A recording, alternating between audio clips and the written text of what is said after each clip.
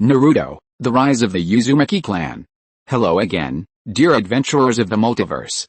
Thanks for joining us once more on this epic journey. Remember, this story is pure science fiction from our wild imagination. So don't go trying to summon dragons in your backyard. The rights of this amazing novel belong entirely to its original author. We are only the narrators. Do you want more adventures? Show some love to our YouTube channel with a subscription and a like. And if you want exclusive content, our Patreon is waiting for you with open arms. Chapter 401 The Rooftop. Winter. It was still the dead of winter. After the New Year's Eve celebrations and festivals, everyone returned to their normal work. To cover up Lord Tsun's disappearance, everything in the land of whirlpools remained as usual, and the New Year's Eve party continued as before. It could be said that the lives of the people of the land of whirlpools were becoming more and more interesting. Morning. The cold was the greatest enemy of getting up early. The snow that had accumulated overnight covered the entire land of whirlpools with a thick layer of white snow. Chief, what did you call me here for? Obito looked around and asked in confusion, why do you all like to chat on the rooftop so much? In the dead of winter. It was really freezing, especially on the rooftop. The thick snow and the cold morning wind made him shiver. There's heating indoors, why come up here in the dead of winter? Obito hugged his arms, rubbing his body, and complained, I'll catch a cold here. Shut up, listen to me. Fugaku Uchiha glanced at Obito and said calmly, this rooftop is forbidden by Lord Shun, you can't enter without a special jutsu. Otherwise, why would they go up to the rooftop for no reason? Just for fun? You know, he's cold too. I see. Obito nodded knowingly and said, no wonder Director Fugaku made me come up to the rooftop in the dead of winter. I thought you weren't afraid of the cold. So there's a taboo here. Obito immediately put on a serious expression. It seems. Director Fugaku has something important to discuss today. I'm leaving here. Director Fugaku looked at the land of whirlpools under the winter sky and said calmly, you will take over my position. The land of whirlpools. It's truly hard to leave. Even Konoha hadn't given him this feeling. Perhaps his father's decision back then was correct, leaving the older generation behind to lead the younger generation to the land of whirlpools, precisely to allow them to quickly integrate. Now it seems, how fortunate. A smile unconsciously crept onto Fugaku Uchiha's lips. Thanks to the development of television and movies, especially the films directed by Prince Tsun, many members of the Uchiha clan have now awakened their Sharingan. Intense emotional fluctuations are the reason the Uchiha clan awakens their Sharingan. The second Hokage wasn't wrong back then. Remember to change your carefree, forgetful nature. Then you won't just be working for yourself anymore. Behind you. Fugaku Uchiha had turned his head, quietly looking at Obito. You'll also be following a bunch of comrades and colleagues. You must be responsible for them. Any wrong decision could plunge them into danger. He had originally considered replacing him, perhaps Zenxi would be suitable, but he was already the chief of the new city branch. Huh? Obito scratched his head, looking at Clan Chief Fugaku with confusion. Why? Are you retiring, Clan Chief? That won't do. The land of whirlpools has a clear rule, except for the Uzumaki clan who retire at 80, everyone else must be 60 to apply for retirement. Otherwise, there's no pension. Retiring early is inappropriate. Clan Chief. This idiot. Fugaku Uchiha took a deep breath, calming his urge to punch him. Every time they tried to talk about serious matters, this moron would steer the conversation away. Don't interrupt. He glared fiercely at Obito. I'm not retiring, I'm defecting. As soon as he finished speaking, Obito looked at Fugaku Uchiha in horror. His hand reaching behind him. He'd forgotten his ninja tool bag again. Why? Is the salary in the land of whirlpools too low, or are the benefits bad? Revenge. Fugaku Uchiha glanced calmly at Obito. Sure enough, he'd forgotten his ninja tool pouch again. He sighed, saying helplessly, the land of whirlpools can't help me. Hatred, he'd never forgotten it, just like his main Gekkai Sharingan. When hatred manifested in those eyes, it wasn't so easily erased. The land of whirlpools might fight Konoha. But, no matter how they fight, the third Hokage and Denzo won't die. Relationships between nations are never resolved with a simple word like revenge, especially. And there's the matter of investigating Prince Tsun's disappearance. That Black Zetsu seemed to know something. Although he could try using his main Gekkai Sharingan to see if he could control him, but Prince Tsun had said that Black Zetsu was as slippery as an eel, not so easy to catch. So, to be absolutely certain, he could only join Black Zetsu now and see what that lump was up to. Hearing Lord Tsun's words, it seemed he knew something, but he never told them. A spy? Obito, hearing the clan leader's words, seemed to understand what he wanted to do. He frowned and said, hatred. Is it really impossible to let go? Immersed in hatred, one can never see the light. Besides, the Uchiha clan is living quite well now. Why let hatred remain hidden in one's heart? It ends with me. A flash of relief crossed Fugaku's eyes as he said, that's why I haven't spread hatred within the clan. Everything. I will end it myself. Whether I succeed or not, let the Uchiha clan forget it. His clan members were both his hope for survival and the medicine to soothe his hatred, but now his clan members have integrated into the land of whirlpools, living peaceful and stable lives. Hatred is the end of his life. Because he could never forget that night when his father personally murdered members of the Uchiha clan, kneeling before them, quietly awaiting Konoha's judgment. Obito paused for a moment upon hearing the Uchiha clan head's words, then said, why me? There were so many people in the bureau more capable than him. Why was he chosen to inherit the position of bureau chief? Because Fugaku Uchiha quietly gazed at Obito, his eyes darting around, and finally, you also possess these eyes. The Mangekyou Sharingan. Although I don't know how you awakened it, there's no doubt you're a genius. Even your forgetfulness and absent-mindedness cannot hide the fact that you are a genius. Moreover, Fugaku Uchiha had turned around, leaned against the railing, and quietly looked down with his Mangekyou Sharingan. You are kind, earnest, stubborn, honest, possessing all the virtues of the Uchiha clan. It's just that your forgetfulness is unlike that of the Uchiha clan. So, sometimes I really doubt if you're even a member of the Uchiha clan. Huh? Obito scratched his head, embarrassed, after hearing Chief Fugaku's words. I don't know how I activated it. I just watched that movie and felt angry and sad, and it activated without me realizing it. At the time, he felt like Menma from the movie, sad, guilty, regretful, and then, after fiercely cursing the screenwriter for being cruel, he activated it without realizing it. He was completely confused. Fugaku suddenly pulled out a small box and said, don't let anyone else find out. If you encounter any threats in the end, take this to Director Haruko. Then, he jumped over the railing and leaped. Also, I haven't told anyone else about my defection except you. Hearing Chief Fugaku's words, Obito's eyes widened, and he shouted, aren't you setting me up? Holy crap! Did he have to personally arrest the chief? But, even if he wanted to say something now, he couldn't see the chief anymore. Obito lowered his head helplessly, looking at the small box in his hand. What is this? Chapter 1. Chapter 402 Natural Energy. The land of ancestors and the land of the other are nearby, Chimiko said carefully, sucking on a candy. But the land of ancestors is very weak, just a few villages, while the land of the other is one of the most powerful countries, with a large population and wealthy cities. Her face showed envy. If only Land Village could join the land of the other. She didn't notice the dazed look on Uzumaki-san's face beside her. He had something on his mind that he didn't know whether to say or not. Shouldn't he have transmigrated to the era of the ancient Laolan kingdom? How did he transmigrate so far ahead? The land of ancestors still existed. Have you ever heard of the name Kaguya Otsutsuki? Uzumaki-san had a bad feeling. Dragon veins were a special kind of chakra, but it was still chakra. If he didn't have chakra, how would he go back? Kaguya Otsutsuki?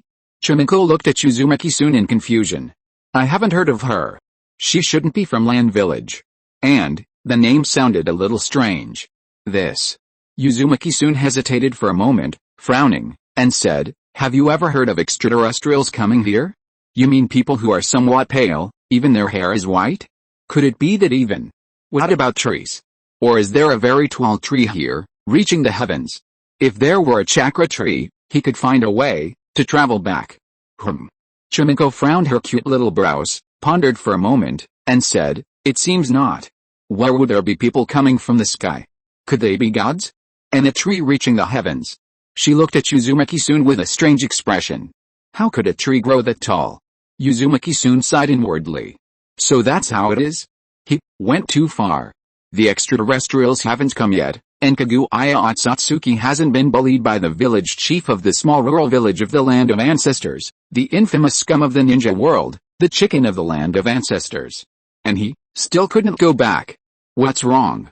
Jin Muzi asked, looking at the suddenly dejected Uzumaki-san. You seem a bit down? I.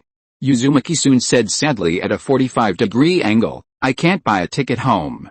He sighed helplessly. Does the system have a solution? Asking the system when there's no other way is one of the principles of a transmigrator. Yes, the system's electronic voice rang out. All paths lead to the same destination. Natural energy can also give rise to the ability to traverse time and space. Moreover, your physical body possesses a vast amount of chakra and natural energy. When the two combine, through space-time ninjutsu, and with the system locating your original time and space, you might be able to go. So, Uzumaki-san stroked his chin thoughtfully, so, I have to break the seal first? But, how can he break it without physical energy? Learn from Orochimaru and use science and technology? Not only does the infrastructure here not allow it, but even if it did, he isn't a professional. Orochimaru's technology was at least several hundred years ahead of the ninja world. Are you alright? Chimiko looked at Uzumaki-san with concern and said, if something's wrong, I can take you back to the village first, and then I can come back to gather herbs myself. Why does he suddenly seem so aimless? Never mind, I'm fine. Uzumaki-san sighed and said, anyway, there's no way to leave now. If you were just a simple village girl unaware of the true situation in the ninja world, and Kaguya had already arrived, he wouldn't be in a hurry for a day or two. But if Kaguya hadn't come, no matter how anxious he was, it was useless. Really? Chimiko looked at Uzumaki-san, who had recovered but still looked dejected, and pondered for a moment before saying, then let's go this way. Pointing in a direction.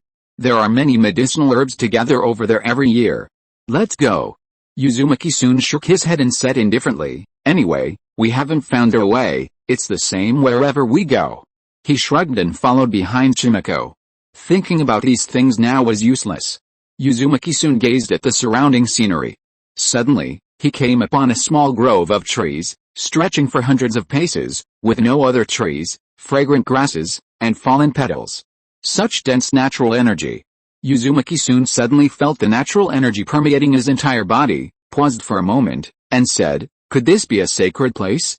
The concentration of this natural energy is comparable to Mount Myaboku. He closed his eyes and took a deep breath. Huh? Uzumaki-san suddenly opened his eyes, stroked his chin, and said, how can I absorb natural energy? Shouldn't he be sealed? Your chakra is sealed, the system's voice sounded again, but your natural energy is not sealed. I see. Hearing the system's words, Uzumaki-san was immediately excited and said, could it be that I can use natural energy to break the chakra seal? But, who sealed his chakra? Someone with the power to seal him shouldn't have failed to notice that he knew Sage Mode. But why only seal his chakra? Oh well, he'd think about it when he got back.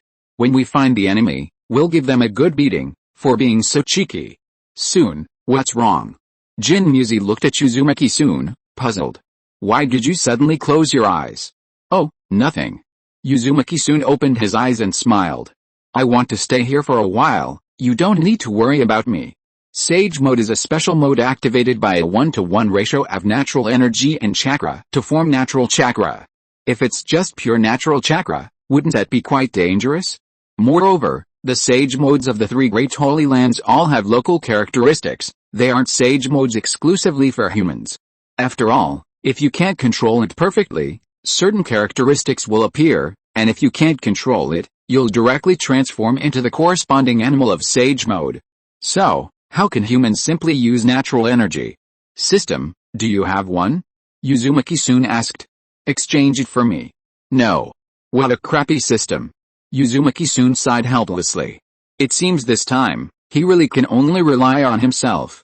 Uzumaki-san tried to draw upon some natural energy, and then, as expected, looking at his right index finger, it turned to stone. All his ninjutsu relied on the system for cultivation, even Sage Mode. Although he could use them, he didn't quite understand the basic principles. Starting with such a high difficulty mode was a bit difficult. He quickly dispersed the natural energy within his body. Fortunately, he hadn't absorbed much, otherwise he would be in danger. Uzumaki-san stroked his chin, thought for a moment, and muttered, looks like I need to think of a way. Did he have to relearn the basics? Uzumaki-san scratched his head, feeling a headache coming on. To get back, it seems I need to become a top student starting today. Otherwise, he didn't know when Kaguya would come to plant the tree. And then, soon, I'm done harvesting, we can go back now. Chapter 2. Nothing more. Chapter 403 Uchiha Letter. Late January, 48th year of Konoha, 20th year of the Red Era. The Uchiha clan chief, Uchiha Fugaku, defected. He was scorned by everyone in the land of whirlpools. He's a bureau chief, and he still thinks about defecting? What is he planning? And, at this time, at a time when the land of whirlpools is thinking of this, everyone's hearts tightened. Was something terrible about to happen? They began to intensify their investigations of other clans within the country, and the ideological education of their members. Especially for the Uchiha clan, their political education classes were increased from twice a week to 3 times a week. This immediately caused the new Uchiha students to complain bitterly, secretly cursing the former Uchiha clan chief for his betrayal. Why did he defect for no reason? The land of whirlpools is so good now. Redism is unavoidable, and the land of whirlpools is the leader of Redism. Instead of following the organization, are they going to run to the ninja villages and countries? In any case, most people simply couldn't understand why Uchiha Fugaku would do such a thing. Meanwhile, the newly appointed branch chief, Uchiha Obito, personally stepped forward and severely criticized the former clan chief's immoral behavior, stating that the Uchiha clan would take full responsibility for Uchiha Fugaku's defection and would definitely bring him back to face the full force of the law, ensuring that no criminal who violated the laws of the land of whirlpools would escape legal punishment. It was clear to everyone that this passage was definitely not something the new branch chief, Uchiha Obito, could have written. Especially his teacher, who patted his chest and guaranteed that Uchiha Obito had failed his Chinese exams back then and certainly couldn't have uttered such words. So, what do you have to say, Chief Obito? Maya Sharaman squinted at Uchiha Obito and said, what is that Fugaku kid trying to do? As Fugaku's senior, Maya Sharaman knew Uchiha Fugaku's character. Aside from a few specific Uchiha clan members, most Uchiha are like everyone else, grumpy, expressionless, rarely smiling, somewhat arrogant, and a bit overconfident. But, without a doubt, Uchiha Fugaku is that kind of person. However, he loves this country, otherwise, he wouldn't always be voluntarily working overtime and patrolling everywhere, and all of this is unpaid work. He originally thought that after a few years, when he retired, Fugaku would succeed him, but now he never expected Fugaku to defect. As for the Uchiha Obito in front of him, he'd heard of him, kind, cheerful, helpful, but a bit forgetful, prone to boasting, and always failing at crucial moments. Why was he the one who became the branch chief? What exactly did Fugaku say to you? The elderly Maya Sharaman frowned and said, why did he leave without a reason? Was it the pressure of the mortgage, or the pressure of the children? But that couldn't be. The Uchiha clan brought an inheritance with them when they came to the land of whirlpools. They bought a house outright, so there was no mortgage pressure at all. As for the children, if I remember correctly, although he had a good relationship with Xiaorixing, they weren't married yet, were they? So young, where would the pressure come from? Sigh. Fugaku is indeed not young anymore. This. Obito glanced away, scratched his head, and said awkwardly, defection. He didn't know how to explain. Do you need a reason? Especially since the clan head had only told him, and he didn't know the situation, he had no idea how to explain. And that mysterious little box, although he was very curious about what was inside, he still followed the clan head's orders and didn't open it. That's the discipline of the Whirlpool Police. You must know when to be curious and when not to be. Looks like you know what's going on? Miyagi Shiraman looked at Obito Uchiha's expression, pondered for a moment, and finally, rubbing his forehead with a headache, said, what exactly do you want? Never mind, hurry up and get ready, we need to have a meeting later. You'd better go up and explain yourself. Ever since Prince Soon left, how come so many troubles have arisen? But, where did Prince Soon go? You've come? Black Zetsu looked at Fugaku Uchiha in front of him and said with a smile, it seems. Narrowing his eyes. You still have some lingering attachment to your enemy's country. This won't do. In their line of work, if you're not completely immersed in darkness, it's easy for accidents to happen. Madara back then wasn't immersed deep enough, otherwise. Given the Uchiha clan's stubbornness, how could they listen to anyone's explanation? You know, that's... Just as he was about to launch into a sarcastic remark. Shut up. Uchiha Fugaku looked at Black Zetsu coldly and said, "What I do is none of your business." As expected of the Uchiha clan's bad temper, just like Madara, Black Zetsu shrugged indifferently, then pulled an eye out of a pile of black bodies. "Since you've awakened the main Gekkai Sharingan, you should know that it can evolve further. Let's take it slow. Otherwise, what if Uchiha Fugaku goes solo? Eternal main Gekkai Sharingan."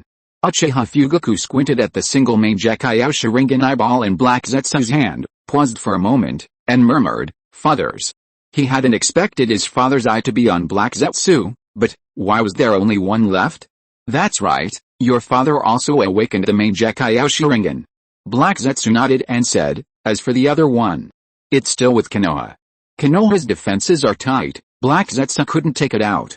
If you want to, you'll have to rely on yourself, but one is about right. The most important thing is to retrieve Madara's Rinnegan. As for synthesizing it yourself, it's far too dangerous. Without special chakra, it's impossible to succeed. Don't waste it. I'll get it back myself." Hearing the name Konoha, a flash of hatred crossed Fugaku Uchiha's eyes. He nodded calmly, took his father's main Gekkai Sharingan, and said expressionlessly, "I'll settle this hatred myself." "Suit yourself." Black Zetsu shrugged. Just focus on completing the organization's mission. His main goal was to rescue his mother. As for peace in the ninja world, once his mother was out, the ninja world would be at peace. To celebrate your joining, the organization has given us our first mission. Squinting at Fugaku Uchiha, he pulled a yellow spiral-shaped one-eyed mask from a pile of black. "Destroy Konoha's damn legendary ninja sword." This mask was bought at the Yuzushiagakure festival. It was incredibly expensive. "So, from this moment on, you are Uchiha Shin." As soon as the words left his mouth, Uchiha Fugaku narrowed his eyes. "This guy wants to do something big." But Uchiha Fugaku expressionlessly took the mask and said calmly, "Fine." Then he turned around directly. He really didn't want to see this Black Zetsu. Worried that he wouldn't be able to resist making a move.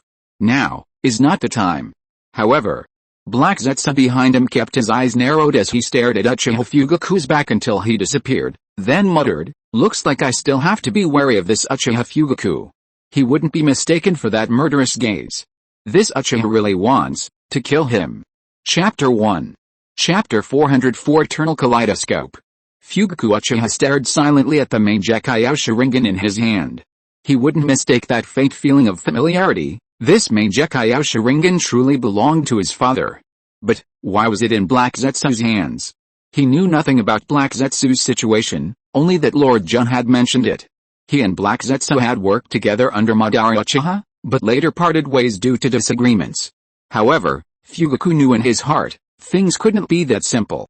Otherwise, why would Madara Uchiha end up in the land of whirlpools? And why would he intend to kill Black Zetsu himself? It seems that the only one who knows the truth now is Madara Uchiha. Fugaku shook his head self-deprecatingly, then looked down at the main Gekkai Sharingan in his hand. Suddenly, he felt a sharp pain in his eyes involuntarily spinning rapidly, his jet-black pupils gradually turning crimson, and finally, the main Gekkai Sharingan. Unable to control himself, Fugaku Uchiha's eyes activated the main Gekkai Sharingan, and a power seemed to be slowly strengthening them. However, the intense pain forced him to close his eyes again. A moment later, Fugaku opened his eyes again. He could feel his right eye had become stronger, and his vision seemed to have improved considerably. After rotating the main Gekkai Sharingan and getting used to it. "So this is the eternal main Gekkai Sharingan?" Fugaku murmured. "How interesting." Then, looking at the mask lying quietly beside him. Uchiha Shin.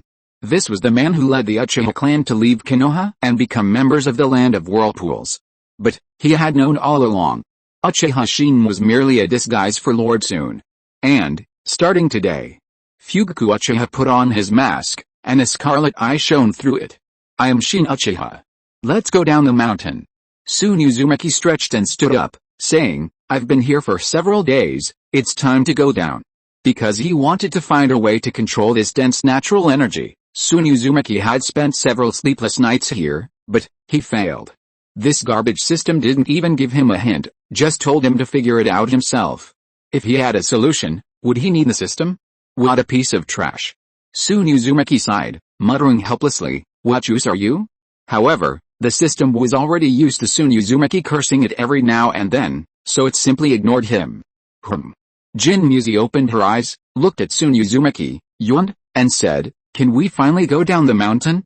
Because Uzumaki wanted to stay here for a few more days, she wouldn't be going down the mountain so soon.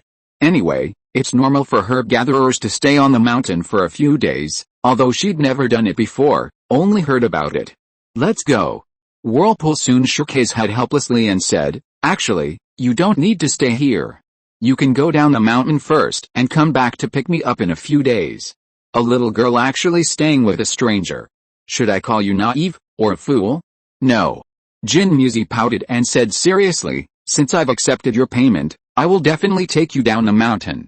Hearing Jin Muzi's words, Whirlpool soon sighed and didn't say anything more, but, "Let's go." As for the payment, he'd never found a guide who only asked for a few candies before. "Okay." Jin Muzi nodded happily and said, "Let's go." After staying on the mountain for a few days, Grandma Xia and Great-Grandpa Zio must be worried. But, she dug up a lot of herbs. This should allow them to exchange for more grain, however. Jin Muzi suddenly lowered her head, her interest waning. Even if they sold it, it wouldn't be enough to cover the bandits' tribute. If this continued, the village would be in great danger. "What's wrong?" Seeing Jin Muzi's sudden change in mood, Soon asked, puzzled, thinking about something upsetting? No. Jin Muzi snapped out of her reverie upon hearing Soon's words, looked up, and gave a sweet smile, saying, "I wasn't thinking about anything." Soon wasn't from Land Village, so it was best not to trouble him with these matters. Besides, Soon had already helped her a lot. Hearing Jin Muzi's words, Soon shrugged and said nothing. He was going to stay in Land Village for a while anyway, he'd deal with whatever happened then. After descending the mountain, he should first figure out his location. Then, she listened quietly as Jin Muzi recounted the situation in Land Village.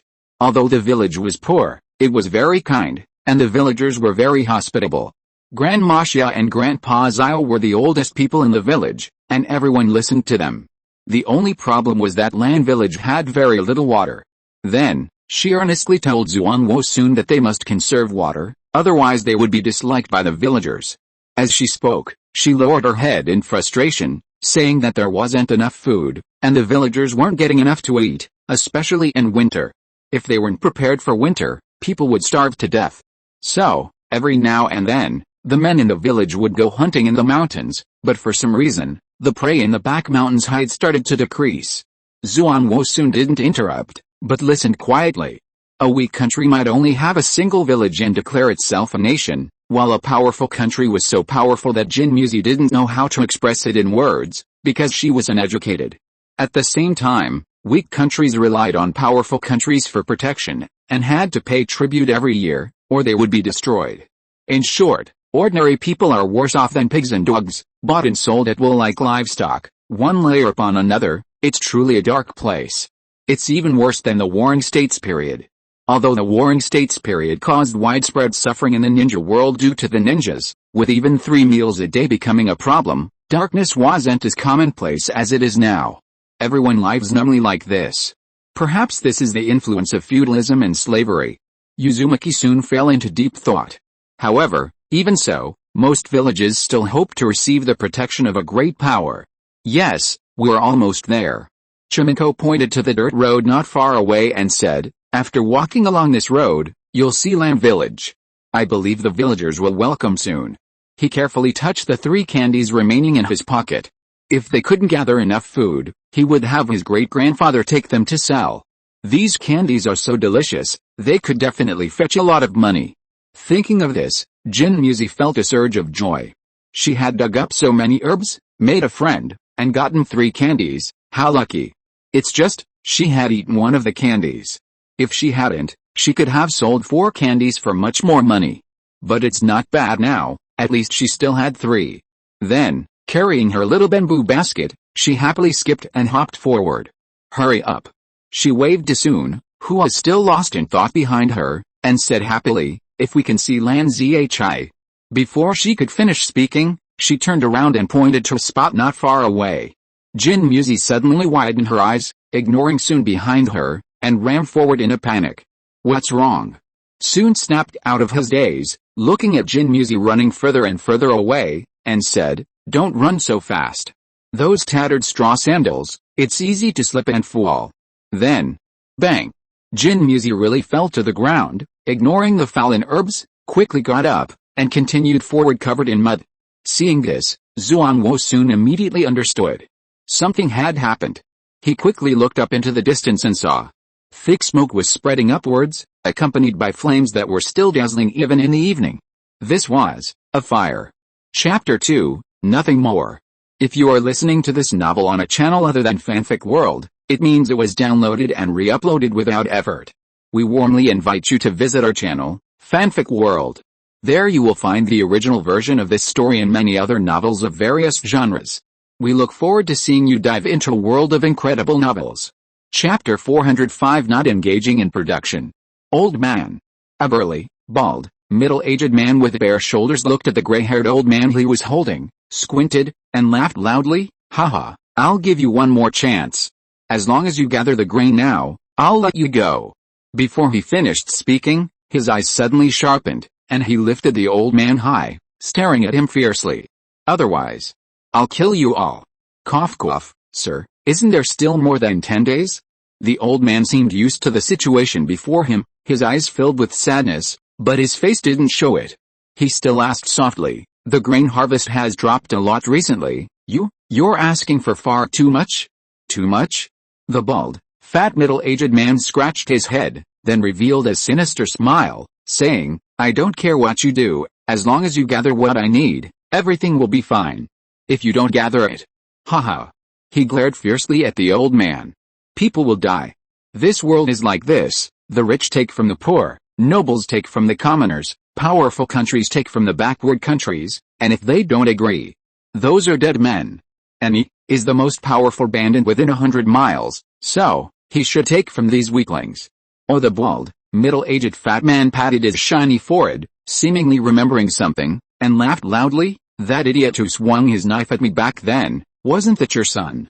He threw the old man he was holding in his right hand to the ground. "I remember, I used to hold you in my hand just like today."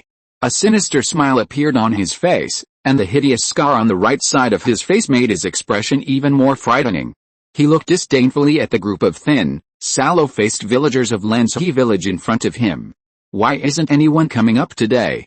They're probably all scared witless by the boss's powerful figure.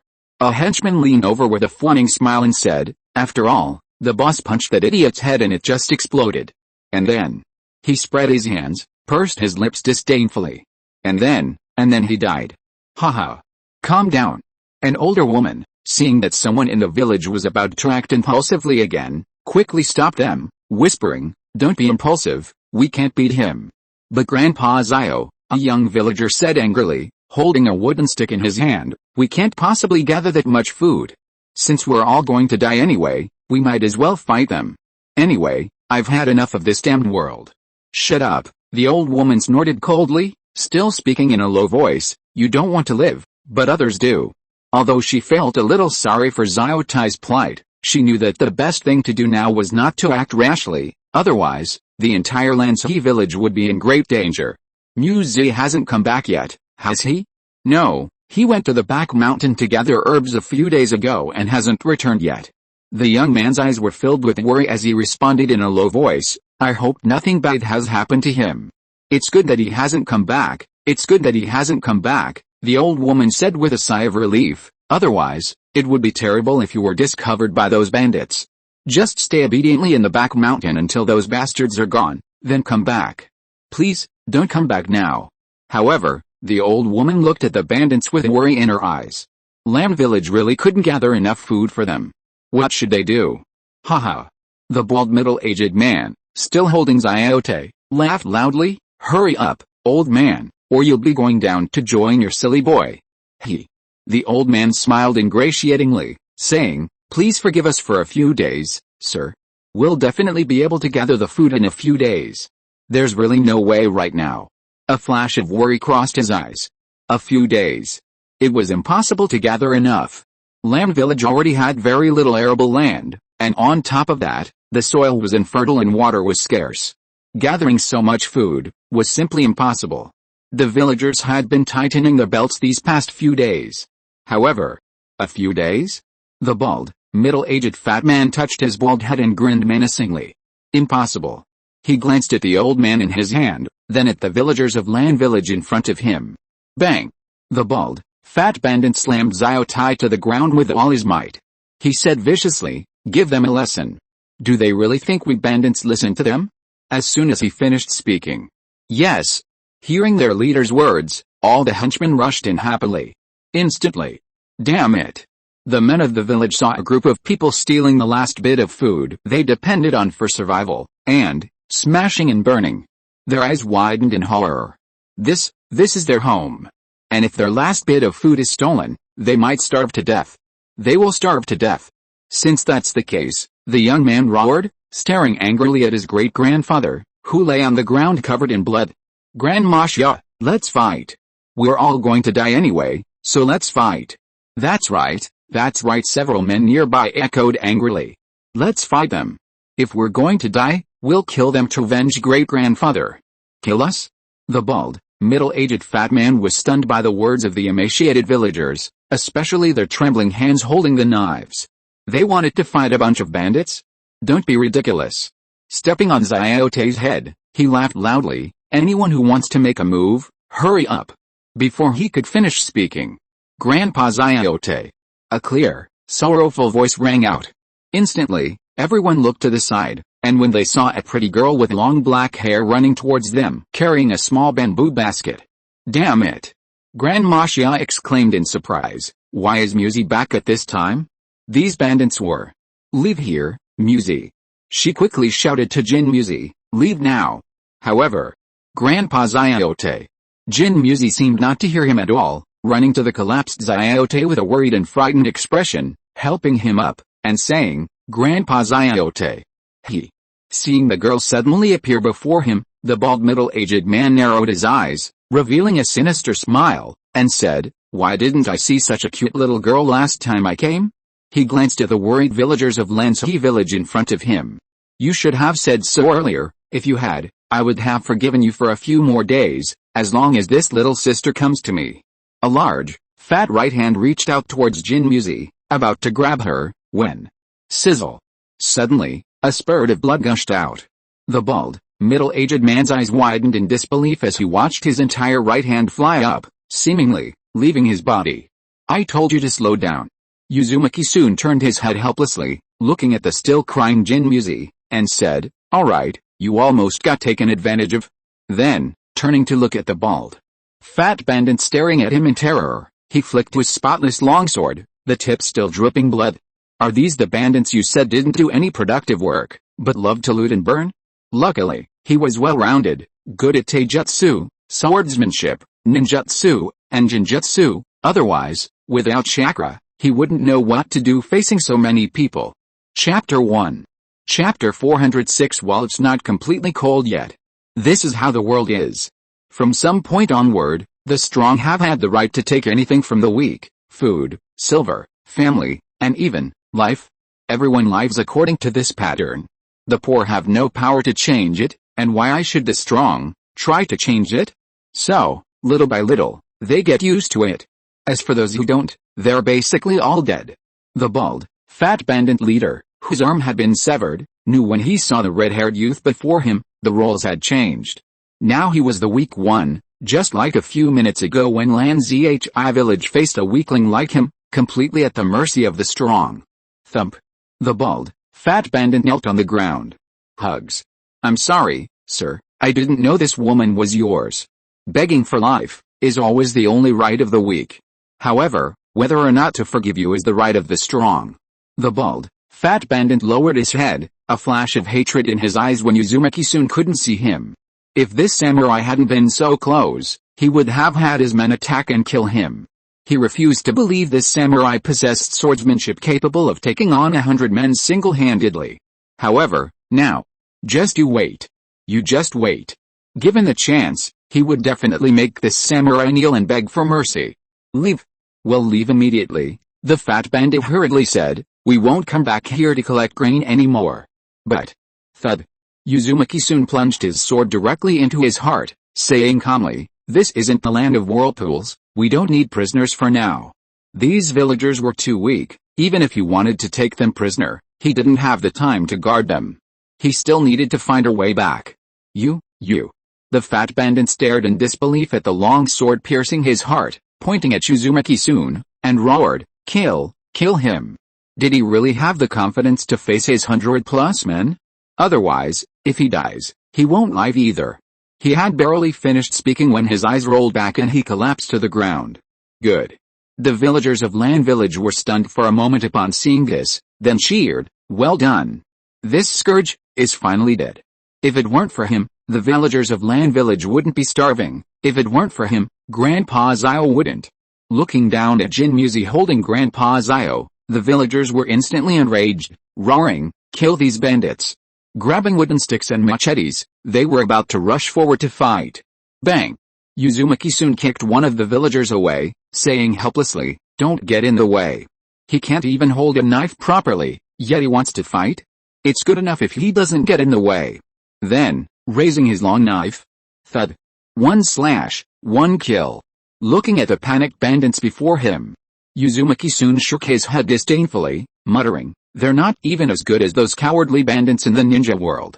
You see, the bandits in the ninja world are kept by the various ninja villages to train Jinan. But, even knowing they're going to die, they still don't flinch in the face of ninjas. With each swift stroke, a bandit fell to the ground. Suddenly, Attack! A henchman shouted, Everyone attack together, or we'll all die. The words had barely left his lips when this henchman, who had ruled over 100 miles in the area, faced death. Everyone charged forward fiercely. They refused to believe that the man before them was a swordsman capable of slaying 100 men. However, PFFT. Seeing this, Uzumaki-san chuckled. He had been thinking that they were too far away, making it too slow for him to cut them down. Now that they were all gathered around, it would save some time, and then run. Seeing their companions falling one after another, the henchmen panicked. This guy in front of them could really be a swordsman who could kill 100 men.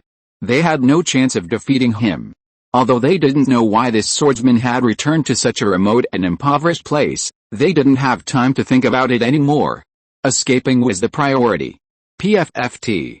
Uzumaki-san frowned as he watched the bandits fleeing in all directions, muttering, It's only been a short while, how come they've already run away? He was almost done dealing with them. He sighed helplessly, and his sword moved faster. PFFT. Like a ghost, he followed behind the group of henchmen. Suddenly, You, don't do it.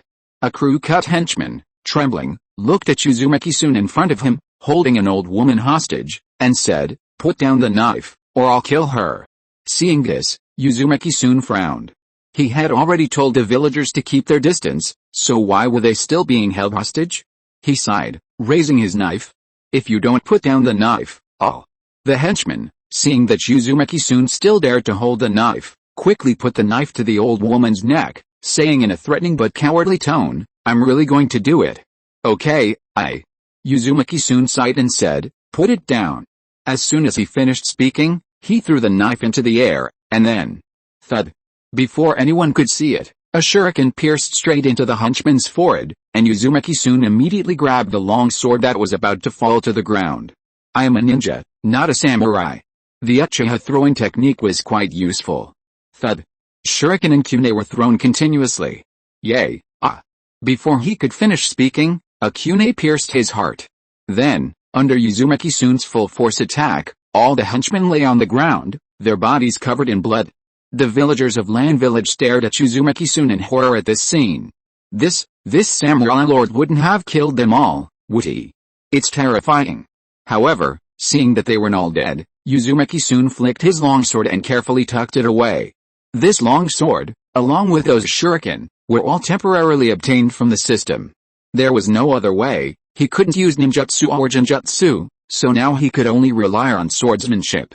He walked towards Chimiko, who was still holding an elderly man with gray hair, completely still.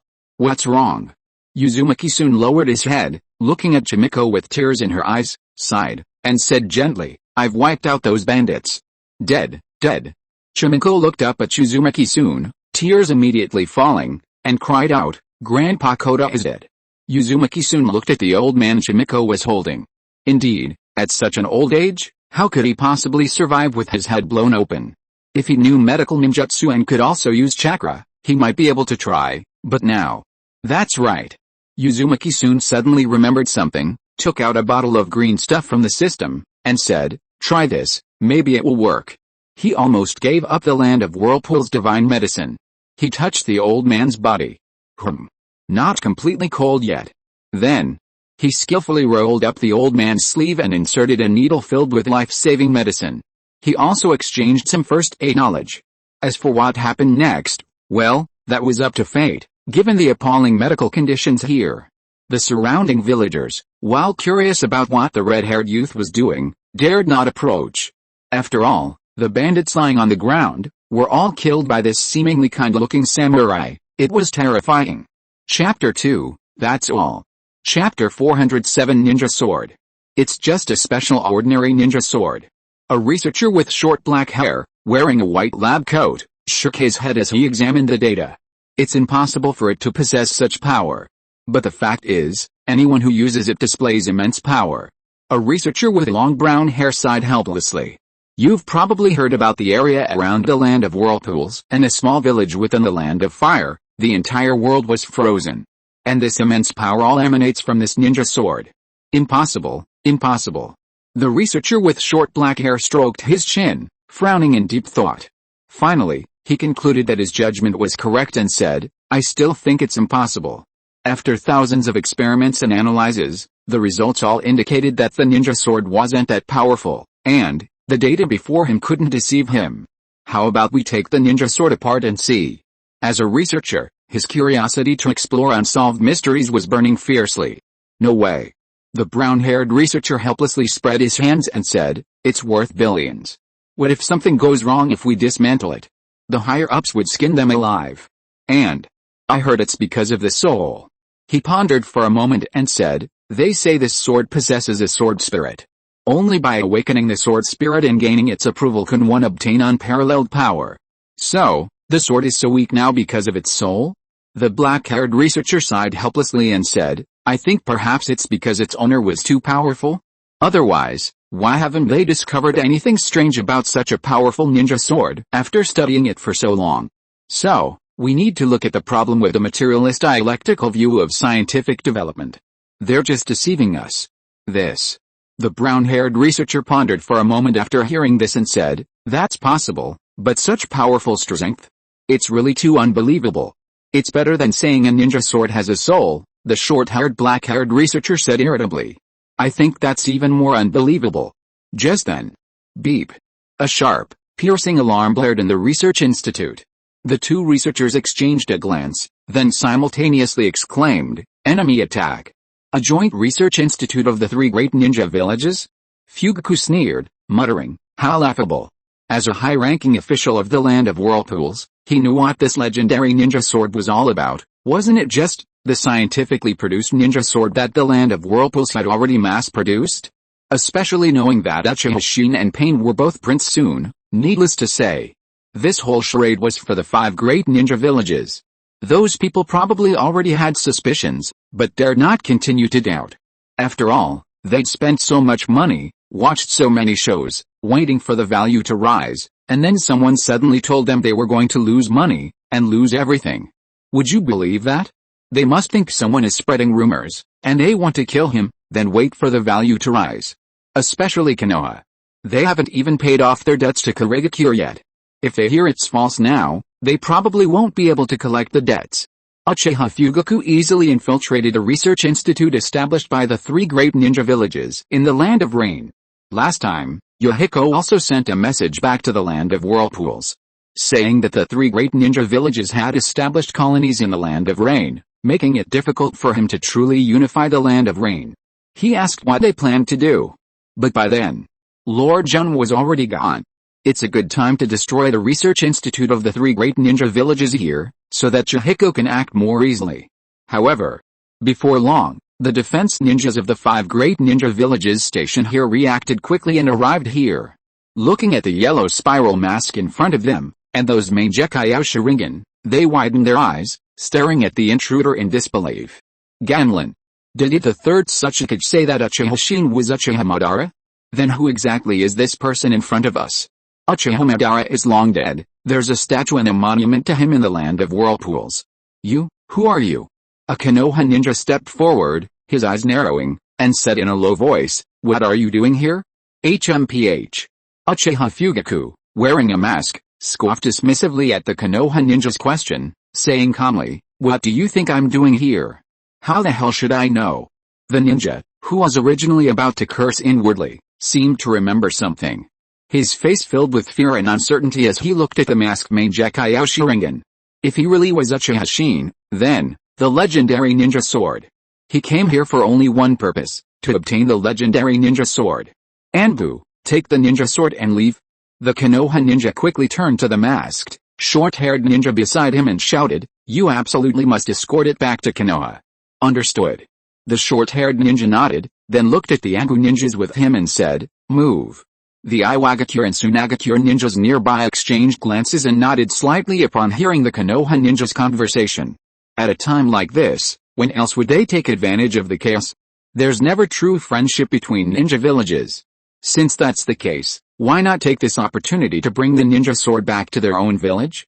After this, Konoha definitely won't bring the ninja sword out again, and after studying it for so long, they haven't made any progress.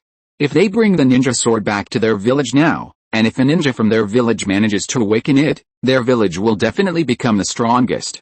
And then, the ninjas from the three great ninja villages began to move. Haha. Fugaku Uchiha laughed maniacally through his mask. You think you bunch of trash can stop me? He knew, he was here to kill. His hands formed a hand seal. Fire release, great fireball technique.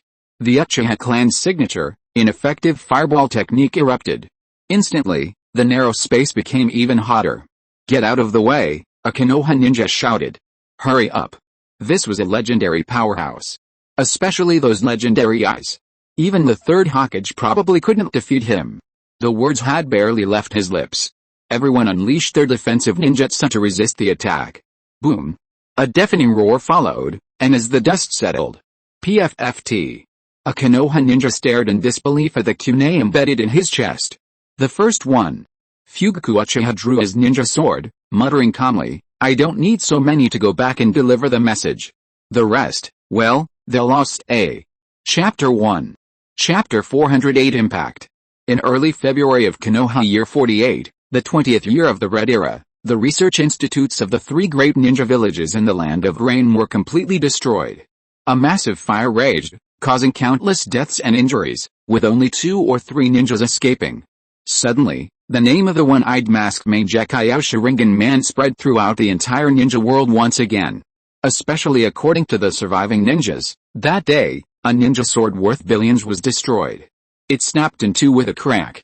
Everyone was stunned, their eyes wide, watching as the legendary ninja sword, passed down through the ninja world, was easily twisted by the Mangekyou masked man, and then, it broke. Konoha was reportedly furious, accusing the Land of Whirlpools of selling counterfeit goods. Otherwise, how could a ninja sword that had been passed down for thousands of years be so easily broken? And they issued another full-scale manhunt for Uchiha Shin. The third Tsuchikage was also furious. After all, his guess was wrong. But how did so many Mangekyou Sharingan appear in the ninja world? It's important to know that the origin of the Mangekyou Sharingan, no one knows for sure, but everyone is well aware that awakening it is extremely difficult. Of course, none of this concerns him. The 4 great ninja villages, while gloating, joined Konoha in vehemently condemning the Land of Whirlpools. As for Konoha's demand for Kirigakure to return the money, Kirigakure completely ignored it. They said they'd return the money, but only if he returned Fire's Joy. Then, Konoha said Fire's Joy had been replaced with Frost's Dark Wound. The result, the wrangling never ends. Under these circumstances, the 5 great ninja villages continued their wrangling while condemning the Land of Whirlpools. They all knew that their only enemy now was communism. As for others, they'd settle accounts after the ninja world recovered. But the daimyo of the Land of Water, upon hearing this news, turned green with envy. They had secretly purchased Frostmourne. Hundreds of billions of yen, and now you're telling me it might be counterfeit? Who can withstand that? It's said that the daimyo's mansion replaced a batch of water cups that night, and secretly went to the Land of Whirlpools to demand a refund. Their ninja swords were still intact, without a single scratch. And then, what? The land of whirlpool stared blankly at the land of water. They hadn't sold any ninja swords. If they had, please provide evidence. Without evidence, this is extortion. Meanwhile, a group of whirlpool ninjas carefully protected a frostmourne and respectfully presented it, indicating that their ninja swords were still perfectly preserved in their country. Suddenly, the water country's teacups, which they had just replaced, were replaced again. What kind of evidence did they have? This transaction was clearly done secretly. Now they were truly suffering in silence, unable to explain themselves. Therefore, the land of water, in the name of the daimyo's mansion, once again severely condemned the land of whirlpools for, as a nation, engaging in deception and fraud, violating the alliance of non-interference, non-deception, and non-misleading among the nations of the ninja world, and formally declared war on the land of whirlpools. But, a week passed, and still, the land of water hadn't taken any action. After all, the land of water and the hidden mist village had already fallen out. The fourth Mizukage was just waiting to see the show. As long as the land of water didn't perish, that was fine. As for other things like being separated by a narrow strip of water or the mutual dependence of the villages, what did that have to do with their ninja villages? Back then, when they allied with the land of whirlpools, they demanded that he, as the Kage, personally pack up and send all the clans of his village to the land of whirlpools. Why didn't they mention these things then? Now, when something like this happens, they talk about mutual dependence. Fine, send the money first, then we'll get the work done. It just so happens that the hidden mist village's fleet wasn't even fully assembled yet. And then, the daimyo's mansion in the land of water changed its water cups again, making the merchants who imported water cups from the land of whirlpools a fortune. As for the land of whirlpools, they maintained an attitude of ignoring the condemnation from the 5 great ninja villages. After all, they had experienced this situation several times before, so one more time wouldn't make a difference. It was just that Prince Sun had disappeared somewhere, which made them a little uneasy. That Meijekaiao Sharingan, the clan chief pondered for a moment, then said, "Is it Uchiha Fugaku?" As someone in the know, he also knew Uchiha Shin's true identity. If it were Uzumaki-jun, he would probably have returned by now. If not, who else could it be besides the defector Uchiha Fugaku? After all, the Meijekaiao Sharingan is extremely rare. Uchiha Obito pondered for a moment, then nodded and said, "It should be." The people he knew who possessed the Meijekaiao Sharingan, besides Prince Jun, the deceased Madara, the recently defected clan chief Fugaku, and himself who was still in Uzumaki, he knew nothing else. "Do you know what Uchiha Fugaku is planning?" The clan chief pondered for a moment, then asked with a serious expression, "This is extremely important for Uzumaki right now." After all, Jun had disappeared, the legendary ninja sword deception had been exposed, and who knew what would happen next? This. Obito glanced at the surrounding high-ranking officials of the land of whirlpools, sighed, and said helplessly, "Revenge." It was impossible to hide this any longer, especially since Chief Fugaku had personally exposed Lord Jun's elaborate deception. He had only just found out himself.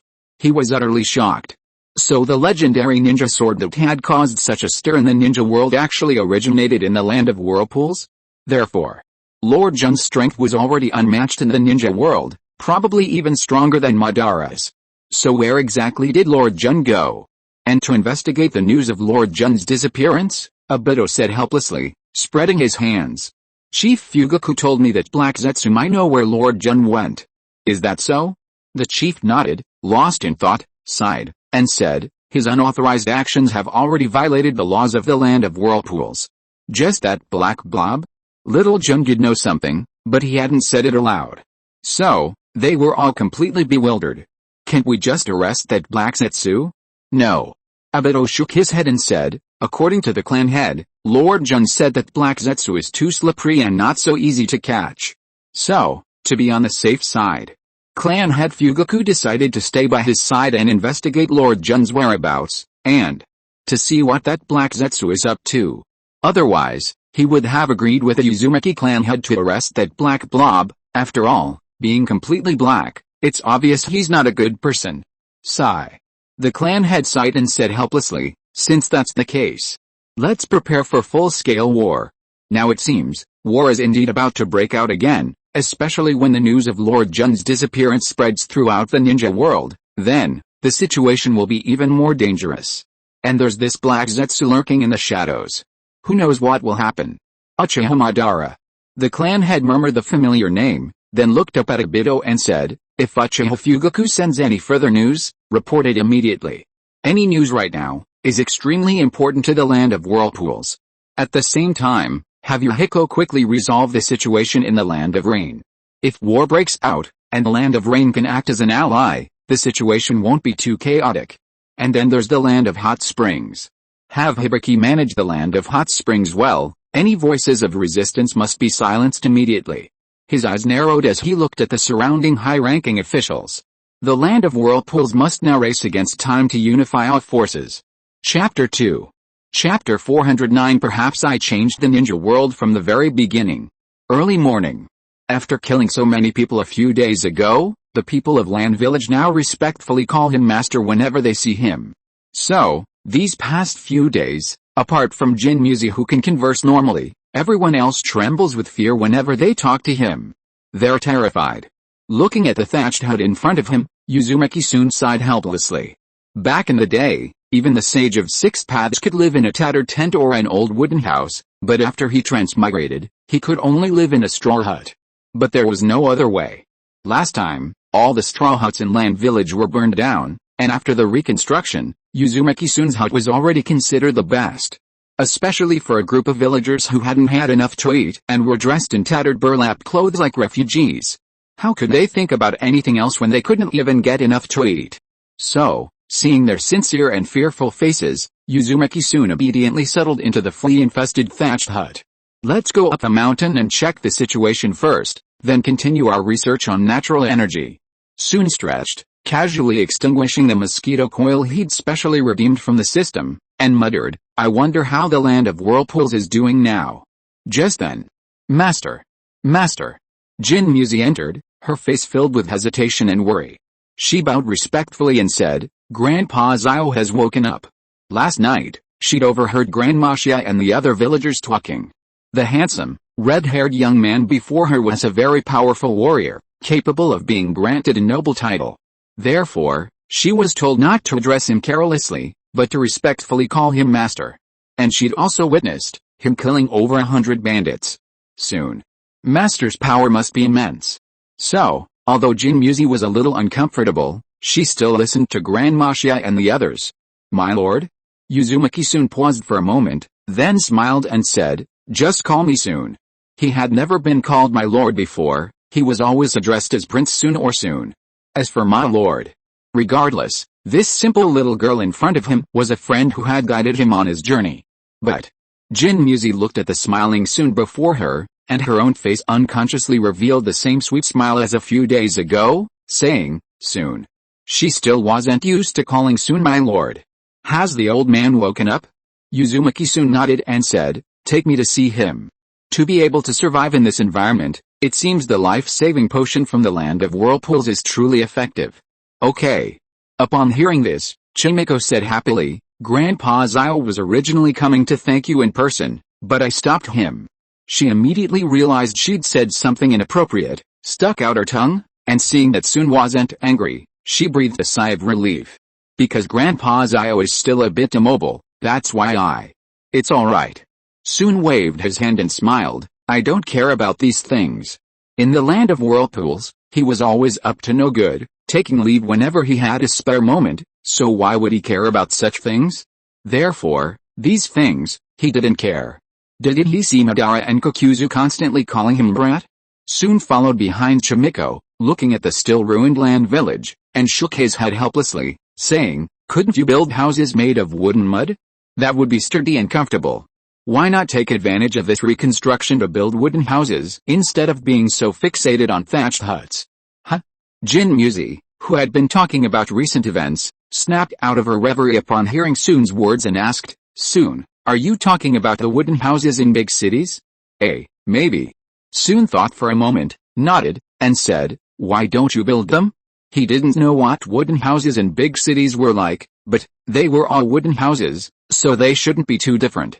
But we don't know how. Jin Muzi helplessly spread her hands and said, No one in the village knows how to build wooden houses, and we don't have the money to hire someone to teach us. Oh, I see. He thought everyone in ancient times knew how to build houses. Soon scratched his head, and finally, looking at the rows of thatched houses around him, he sighed. System, exchange for information on wooden houses. Since he was here, he might as well help out. Consider it as improving Jinmuzi's living conditions? Then, he took out the architectural blueprints he had just redeemed from the system and handed them to Jinmuzi. Take a look for yourself. Huh? Jinmuzi took the pile of blueprints with a puzzled look, then looked up at Sun with a shocked expression, looking at the exquisite drawings on them, and said, "Is this how to build a wooden house?" "Yes." Sun nodded and said, "Give it to the people in charge of building the houses to study. A wooden house is much sturdier than a thatched house, both in terms of wind and rain protection." That dilapidated thatched house was not only narrow and leaky, but also full of mosquitoes, making it impossible to sleep soundly. But Jinmuzi looked at the blueprints in her hand, then at Sun, hesitated for a moment, and said, "We can't read." He almost forgot that in ancient times, those who controlled knowledge were all nobles. In a poor and remote place like Land Village, it would be strange if people could read. But if you can't read, how did you gather herbs? Uzumaki Sun looked at Jinmuzi, puzzled. "Do you know them?" "Of course I know them." Jinmuzi nodded matter-of-factly. "Grandpa Xiu taught me when he took me up the mountain. He was the village doctor." "And him?" "He got sick and passed away soon after. The only village doctor who might be literate died of illness." Uzumaki Sun was shocked. Then, he sighed helplessly, shook his head, and said, "Let's go. Let's go check on that old man first. I'll teach you to read slowly later." Sure enough. Could this be to get him to spread communism in this world? He sighed inwardly. But he couldn't stay that long. "We're here." At this moment, Jinmuzi pointed to the thatched hut in front of her and said, "Grandpa Zio is resting inside." Then, she led Uzumaki Sun directly inside. "Grandpa Zio, Sun has arrived." Uzumaki Sun followed her in, only to find the small space, completely filled with thatch, and a white-haired man covered with a tattered burlap sack, looking at Jinmuzi with a cheerful and kind smile. "You've arrived?" Ziotai nodded kindly, then looked at Uzumaki Sun beside him, his face respectful, and was about to stand up and kneel when "Grandpa Zio." Jinmuzi quickly stopped him, saying, "Sun said there's no need for that, and besides, your health. Grandpa is fine." Ziotai shook his head, saying earnestly, "This is etiquette, it cannot be forgotten, and besides, this sir saved my life and the lives of the entire Land Village." His face respectful, he trembled as he was about to stand up when "No need." Uzumaki Sun shook his head and said, "Lie down, let me check your health again. I just learned some medical skills from the system, I can try them out." Kauta hesitated for a moment after hearing Uzumaki-jun's words, then said, In that case, I thank you, sir." He felt a surge of gratitude. This sir was different from the others. "Thank you for your trouble, sir." Uzumaki-jun nodded, then extended his hand to take a pulse. The equipment was rudimentary, he could only listen to the heart and take a pulse. As for anything else, too troublesome, better not. He was practicing medicine without a license, learning medical skills for only a day or two, and then having to treat patients. The medical conditions in Land Village were truly rudimentary. "It's nothing serious." Uzumaki-jun took the pulse and said, "A few more days of rest should be enough to recover." Sure enough, the health products in the Land of Whirlpools were definitely overpriced. The words had barely left his lips. Great-grandpa Zio, a villager, suddenly rushed in, saying, "Our food." But upon seeing the scene before him, he immediately shut his mouth and respectfully bowed to Whirlpool Sun. "My lord." It seemed he had come at the wrong time. However, Whirlpool Sun and the people in the thatched hut knew what the villager wanted to say. They had run out of food. Having encountered bandits and a fire, the salvaged food was already scarce, and now they wanted to feed this adult. It was unimaginable. Although Whirlpool Sun didn't eat it, seeing the longing and fear in those eyes, he patiently finished the food, which didn't look very appealing or taste very good. Otherwise, they might think he had some kind of grudge against them. Whirlpool Sun sighed helplessly, muttering, "Looks like I'll have to waste some reputation points again." Chapter 3, Nothing More. Chapter 410, The Land of Rain. "We have to speed things up." Yohiko sighed, looking at the map of the ninja world on the table. Once this war breaks out, every nation and village in the ninja world will be affected. The Red Alliance is challenging the village system.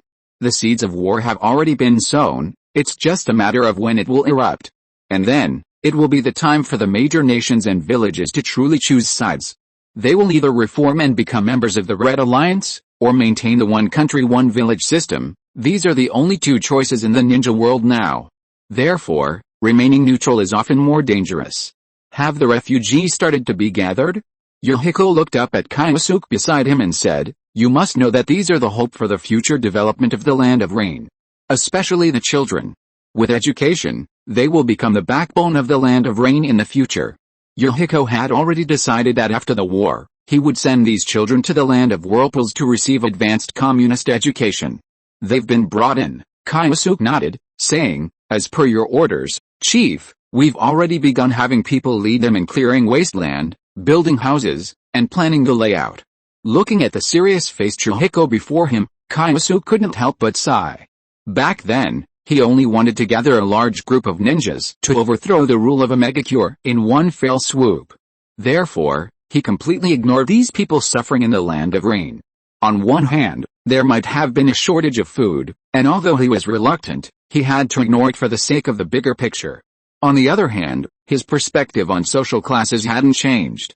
Because he was a ninja, he had always focused his attention on ninjas.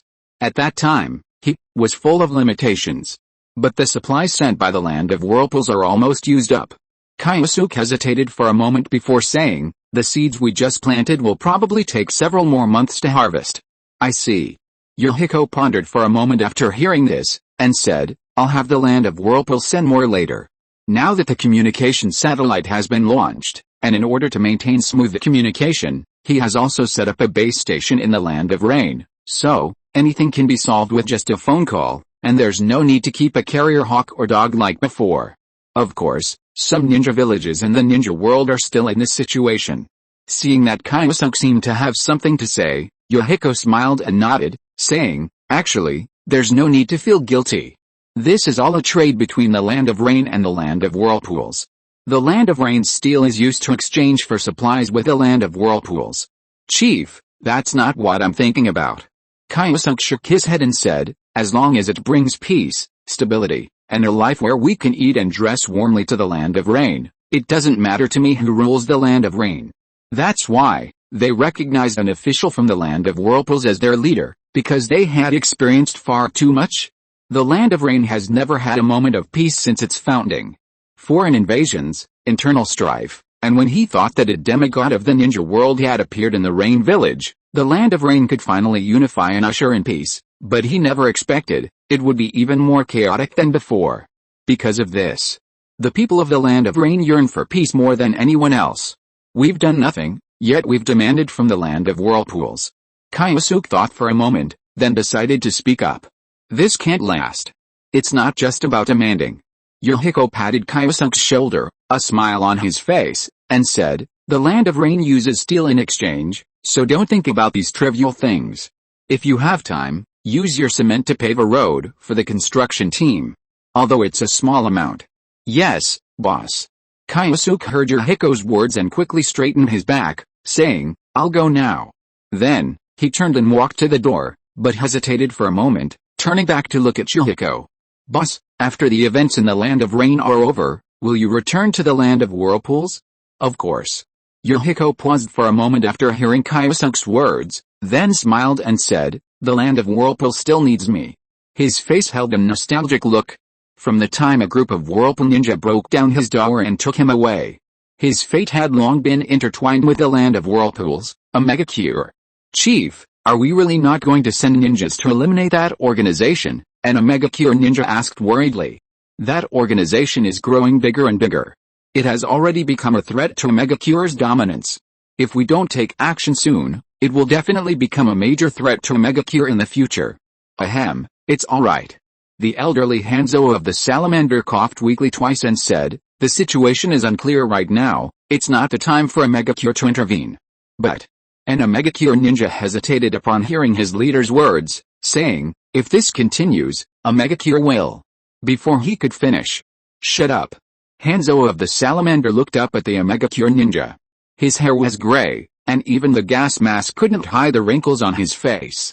He said calmly, "You just need to obey orders." "I am." The Omega-Cure ninja, who had originally intended to say something, could only sigh and nod when he saw the leader's familiar, sharp eyes, undiminished by age, and said, "I will obey your orders." He lowered his head, a hint of madness flashing in his eyes. Even with his sharp eyes, he was no longer the demigod of the ninja world he once was. The leader is old. After the defeat in World War II, he became cowardly, no longer the hero of the ninja world he once was. So many years have passed, and he only retreats to Omega-Cure when faced with invasions from any ninja village or country. Therefore, as long as Omega-Cure in the Land of Rain will be his. Sigh. Hanzo of the Salamander looked at the Omega-Cure ninja, who still bowed respectfully, and sighed. "Go." "Yes." The Omega-Cure ninja nodded in response. "I'll go now, leader." He turned and left, unaware that the gray-haired, aged Hanzo of the Salamander was quietly watching his retreating figure with narrowed eyes. Only after he left did he murmur, "It seems there are discordant voices in the village again." He raised his head, his gaze cloudy as he looked out the window. "That's about it, cough cough." Standing quietly at the window, his right hand trembling as he covered his mouth, he coughed twice before lowering his hand, looking at the Land of Rain still shrouded in a light drizzle. He sighed. It was the same familiar scenery. How proud and confident he was when he stood at the pinnacle of the ninja world. He remembered a pure samurai who should have been eliminated long ago. Who, to cover his comrade's escape, dragged his wounded body to try and stop him. In the end, it was that samurai's almost lost faith that moved him, allowing him to spare him. But he never imagined, after the Second Shinobi World War, he would become like this. Suspicious, fearful, his willpower gone, he had completely forgotten his youthful dream of protecting Omega-Cure and pacifying the Land of Rain. Hanzo of the Salamander lowered his head, looking at his aged hands, the wrinkles and age spots clearly visible. Slowly, Hanzo of the Salamander trembled as if trying to grasp them, finally sighing, lowering his hands, and murmuring, "Hurry, hope of the Land of Rain. I'm almost. I can't hold on any longer." A resolute glint appeared in his eyes. "Let me use my last breath to do something for this sorrowful country." Chapter 1. Chapter 411 Reincarnation. How did the test go? A man with flowing white hair and a handsome face looked at the middle-aged man with short red hair in front of him and asked, "Are there any errors in the data?" "No errors found so far." Kaianluo didn't look up and seemed to be still typing something, saying, "But the transmission speed is too slow, and it's easy to get stuck. Sometimes the files even transmit incorrectly. What on earth is going on?" He slammed his hand on the table in complaint and stood up. "This is so annoying." Looking at Haruko, who was drinking his sugary soda next to him. "Where did that brat go? He hasn't come back for so long, and I can't even ask him what to do." "I guess even if he comes back, you won't be able to ask him." Haruko shrugged and said indifferently, "He's all talk, as for actual combat ability. That's a bit of a letdown." Even now, Haruko and the others still don't understand why Uzumaki-jun knows so much yet understands so little. "So, we'd better work harder and conquer it ourselves." Sigh. Chira sighed helplessly upon hearing Haruko's words, saying, "Why isn't that kid back yet?" Although he had been staying in the research institute and rarely went out, he could still feel, the atmosphere in the ninja world was becoming increasingly tense. If Uzumaki-jun could return now and display unparalleled power, perhaps the war could be postponed a little longer, but if he didn't return, the war would truly break out, and it would be more intense than before. As for making the war disappear, this is already impossible. Remote image transfer via mobile phone and real-time video chat still failed. Chiro took a sip of his soda and casually placed a bottle aside. "By the way, where's Orochimaru?" Looking around, he said, "Why didn't I see him today?" "I don't know." Haruko shrugged and said helplessly, "After knowing about that mess in Konoha, I bet the three of them are talking about something now. There's nothing we can do about it." Chiro sighed and said, "The Sand Village is the same, or rather, compared to other ninja villages, it's much more difficult for the 5 great ninja villages to change. Assassination squads loyal to the cage, complex family relationships, stubborn elements holding power. All of these hinder the people below from carrying out reforms. Even if they use armed force, they probably can't win. The 4th Hokage of Konoha must be having a hard time there." according to the news that came back. He only has the title of Cage, which is a real pity. I went to see him with Haruko in the land of whirlpools, and he was indeed an excellent young man. Sigh, let's not talk about this anymore. Haruko took another swig of his sugary soda and said, anyway, I'm already a rogue ninja, so these things have nothing to do with me. With Jiraiya and the others keeping things in check, why should he, the dean of the land of whirlpools biological academy, care about these things? Besides, the third Hokage. Haruko didn't think much of Jiraiya and the others because Tsunade still loved Konoha. Jiraiya respected the third Hokage, and Orochimaru, he would do whatever the first two said, or just sit on the sidelines and watch the show. Unless he really encountered something that interested him, Orochimaru would never get involved. Oh, right. Haruko seemed to suddenly remember something, slapped his forehead, and said, this is a forbidden technique that Orochimaru and I have been researching recently. It's very interesting. He pulled out a stack of papers from his ninja tool pouch. Although I don't really like Konoha, it's undeniable. He sighed with emotion. The second Hokage was truly a genius of forbidden techniques. Oh? Senra, hearing Haruko's words, immediately became interested and said, so it's a forbidden technique from Konoha. He took the stack of documents, frowned as he glanced at them, and became more and more shocked as he read. He suddenly looked up and stared blankly at Haruko. You are desecrating the dead. Impure world reincarnation. Was this really invented by the second Hokage, who died for the sake of peace? As you can see, Haruko shrugged, it is indeed a ninjutsu created by the second Hokage. Orochimaru saw it on the Konoha Forbidden Technique scroll. At first, he didn't believe it either. After all, he'd grown up hearing tales of the first and second Hokage's glorious and righteous deeds. But it turned out to be confirmed that it was indeed the second Hokage's ninjutsu. What do you want to do with this ninjutsu? Chiro frowned at Haruko, saying, you should know that any experiment involving the human body needs to be reported to higher authorities for approval. Only if it's deemed appropriate can you proceed. Don't break the law. Relax, it's Orochimaru who's breaking the law. Seeing Chiro's pained expression, Haruko said nonchalantly, anyway, Orochimaru's already a prisoner, so it doesn't matter if he breaks a few more. You really know how to deny everything. Chiro looked at Haruko speechlessly. He had such a handsome, youthful face, but his heart was so black. Then you. It wasn't us. Haruko said seriously, it was Orochimaru. I was just coerced by him. Then why did he coerce you into researching this ninjutsu? Oh, Orochimaru said he wanted to see if he could summon the first Hokage and ask him what Konoha should do now. Haruko said with a gloating expression, I guess the scene will be quite interesting. When he sees the ninja village system destroyed, I wonder what the first Hokage will choose. Judging from the first Hokage's personality, he would probably prefer peace in the ninja world. Haruko sighed.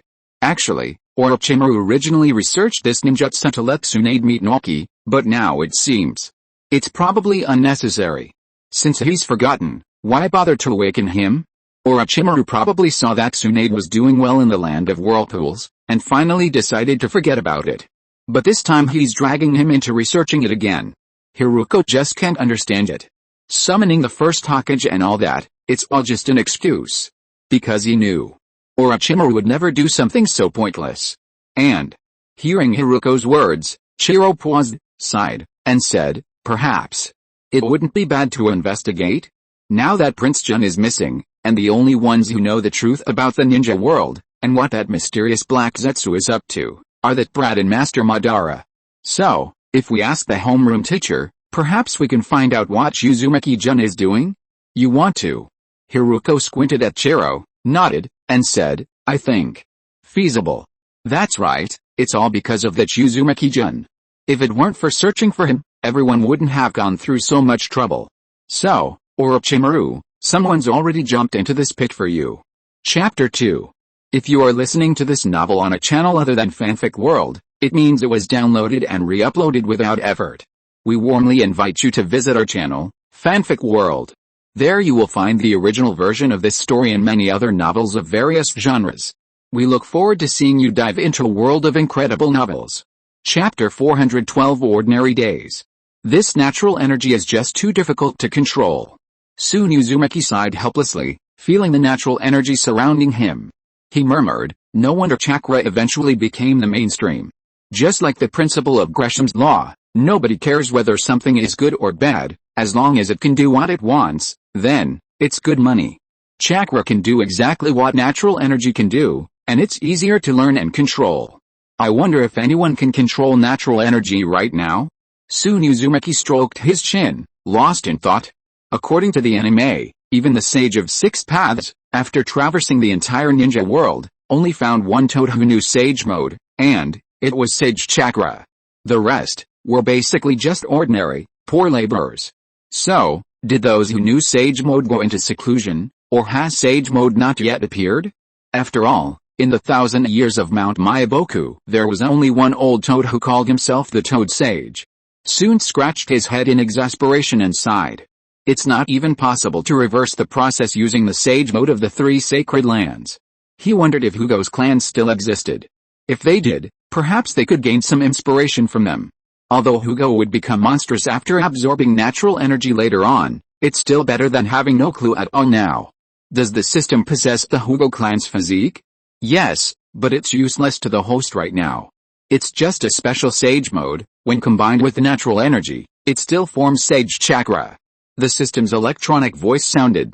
It's just that Mount Myaboku failed and became a toad, while the Hugo clan failed and became monsters. Hearing this, Uzumaki-jun sighed helplessly, muttering, there's really no way to take shortcuts. Does Sage Mode exist in this world?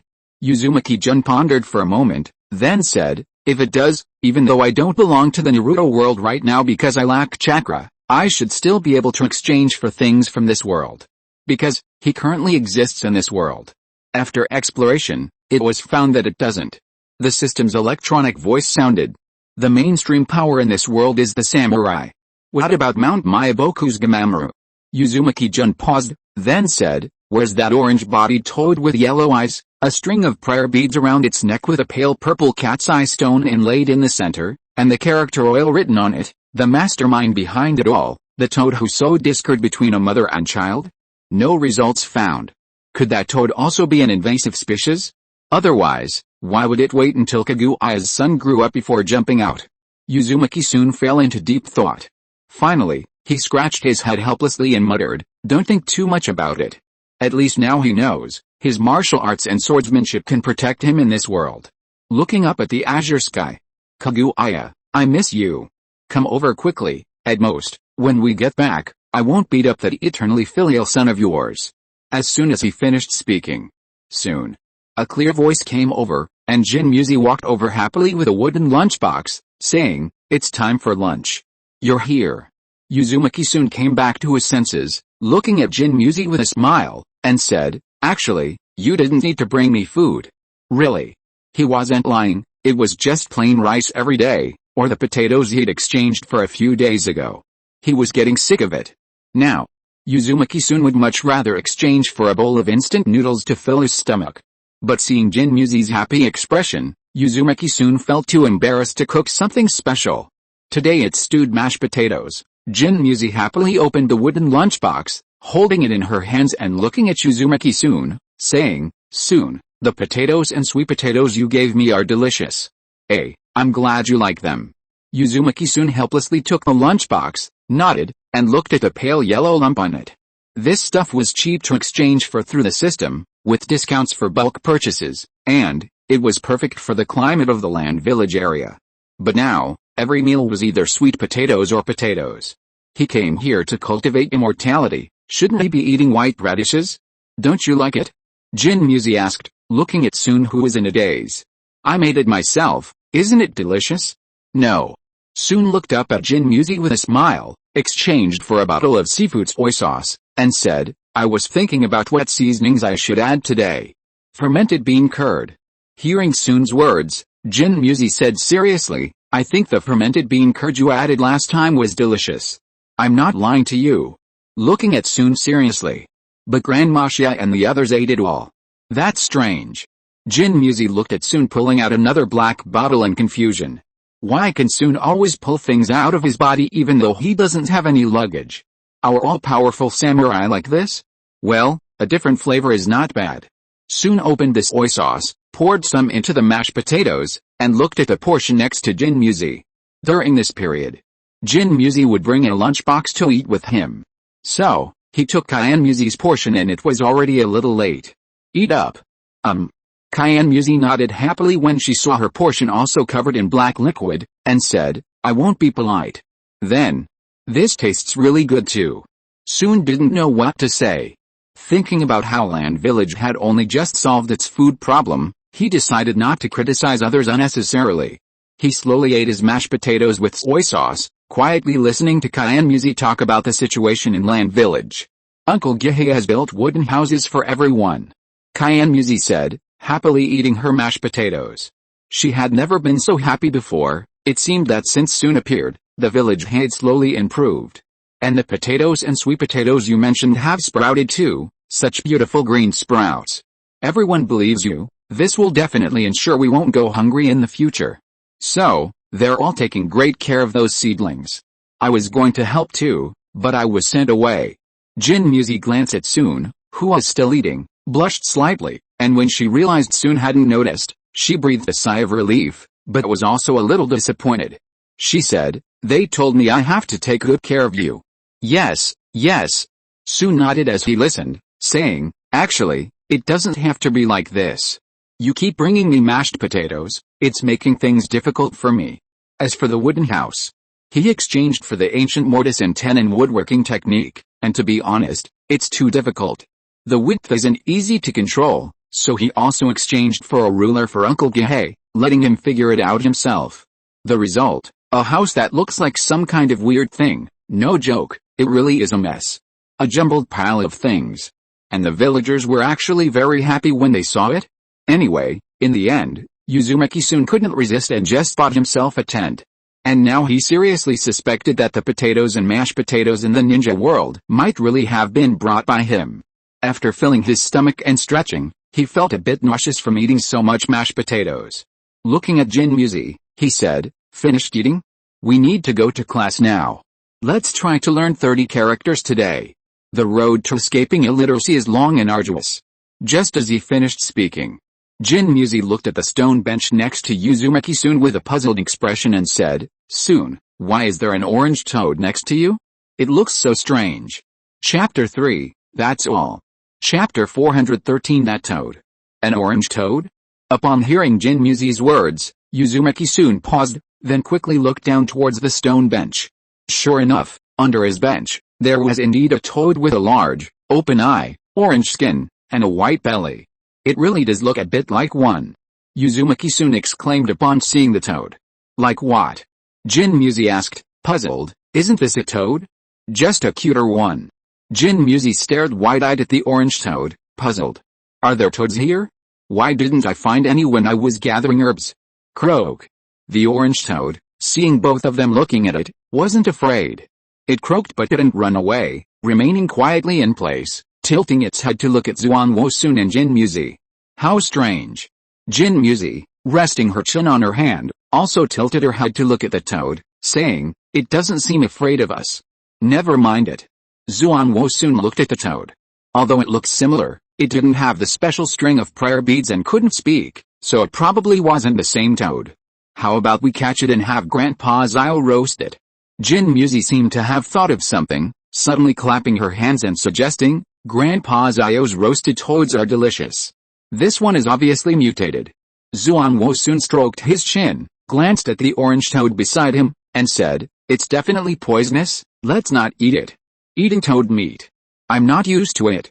According to the current rules of Land Village, once this little bit of meat is grilled, it'll all be given to him to eat. So, forget it.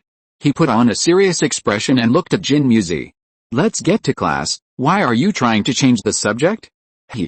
Jin Muzi, realizing her plan had been seen through, stuck out her tongue sheepishly and said, okay. I've been found out. Then, she carefully pulled out a red cover book Soon had given her from her backpack. Black Zetsu didn't know what to say. This legendary ninja sword was already broken in two. Why weren't the 5 great ninja villages making any move? This was a scam worth hundreds of billions of taels of silver. Were they just going to let it go like this? They didn't have any of the spirit expected of the 5 great ninja villages. Black Zetsu paced back and forth anxiously, muttering, what a bunch of cowards. Just a small island nation, and they're so afraid? Almost a month has passed. Why haven't they made a move yet? Just making a few noises in the ninja world? Are they just going to forego the money? They're just afraid of Uzumaki soon. White Zetsu rolled his eyes, spread his hands, and said helplessly, without a foolproof method, they probably won't dare to act rashly. After all, the ninjas from the 3 great ninja villages are still working in the land of whirlpools. And without any pay. I know. Black Zetsu said seriously, but that still doesn't hide their cowardice. They've utterly disgraced those 2 unfilial sons. You know, the 5 great ninja villages used to be so fierce. They'd immediately start a war at the slightest provocation, but now, when did they become like this? Black Zetsu shook his head and sighed in disappointment. Looks like I'll have to take action myself. So much time has passed. Mikado rubbed her stomach and murmured, why hasn't Sun returned yet? Frowning. Could something have happened again? That's impossible. Grandpa Madara said that no one in the ninja world could stop Sun's power. So, where did he go? Mom. As soon as he finished speaking, Itachi carefully came over with a glass of water and said, drink some water. He glanced at his mother's belly. Could it be your little brother? We don't know yet. Mikado touched Itachi's red hair, smiled, and said, maybe Itachi will know in a few days. Yes. Itachi nodded his cute little head and said, whether it's a little brother or a little sister, I will definitely protect him in the future. And Kushina's mother sighed. It would be best to have a little brother and a little sister.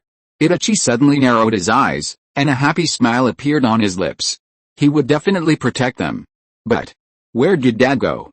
Itachi was silent for a moment, and then said, why hasn't he come back for so long? Dad has things to do. Mikado touched Itachi's hair and said softly, Itachi, don't be angry with Dad. You know Dad has to protect such a big country. The little kid. He hasn't seen his father for so many days, he's bound to be upset. Yes, Itachi knows, I'm not angry.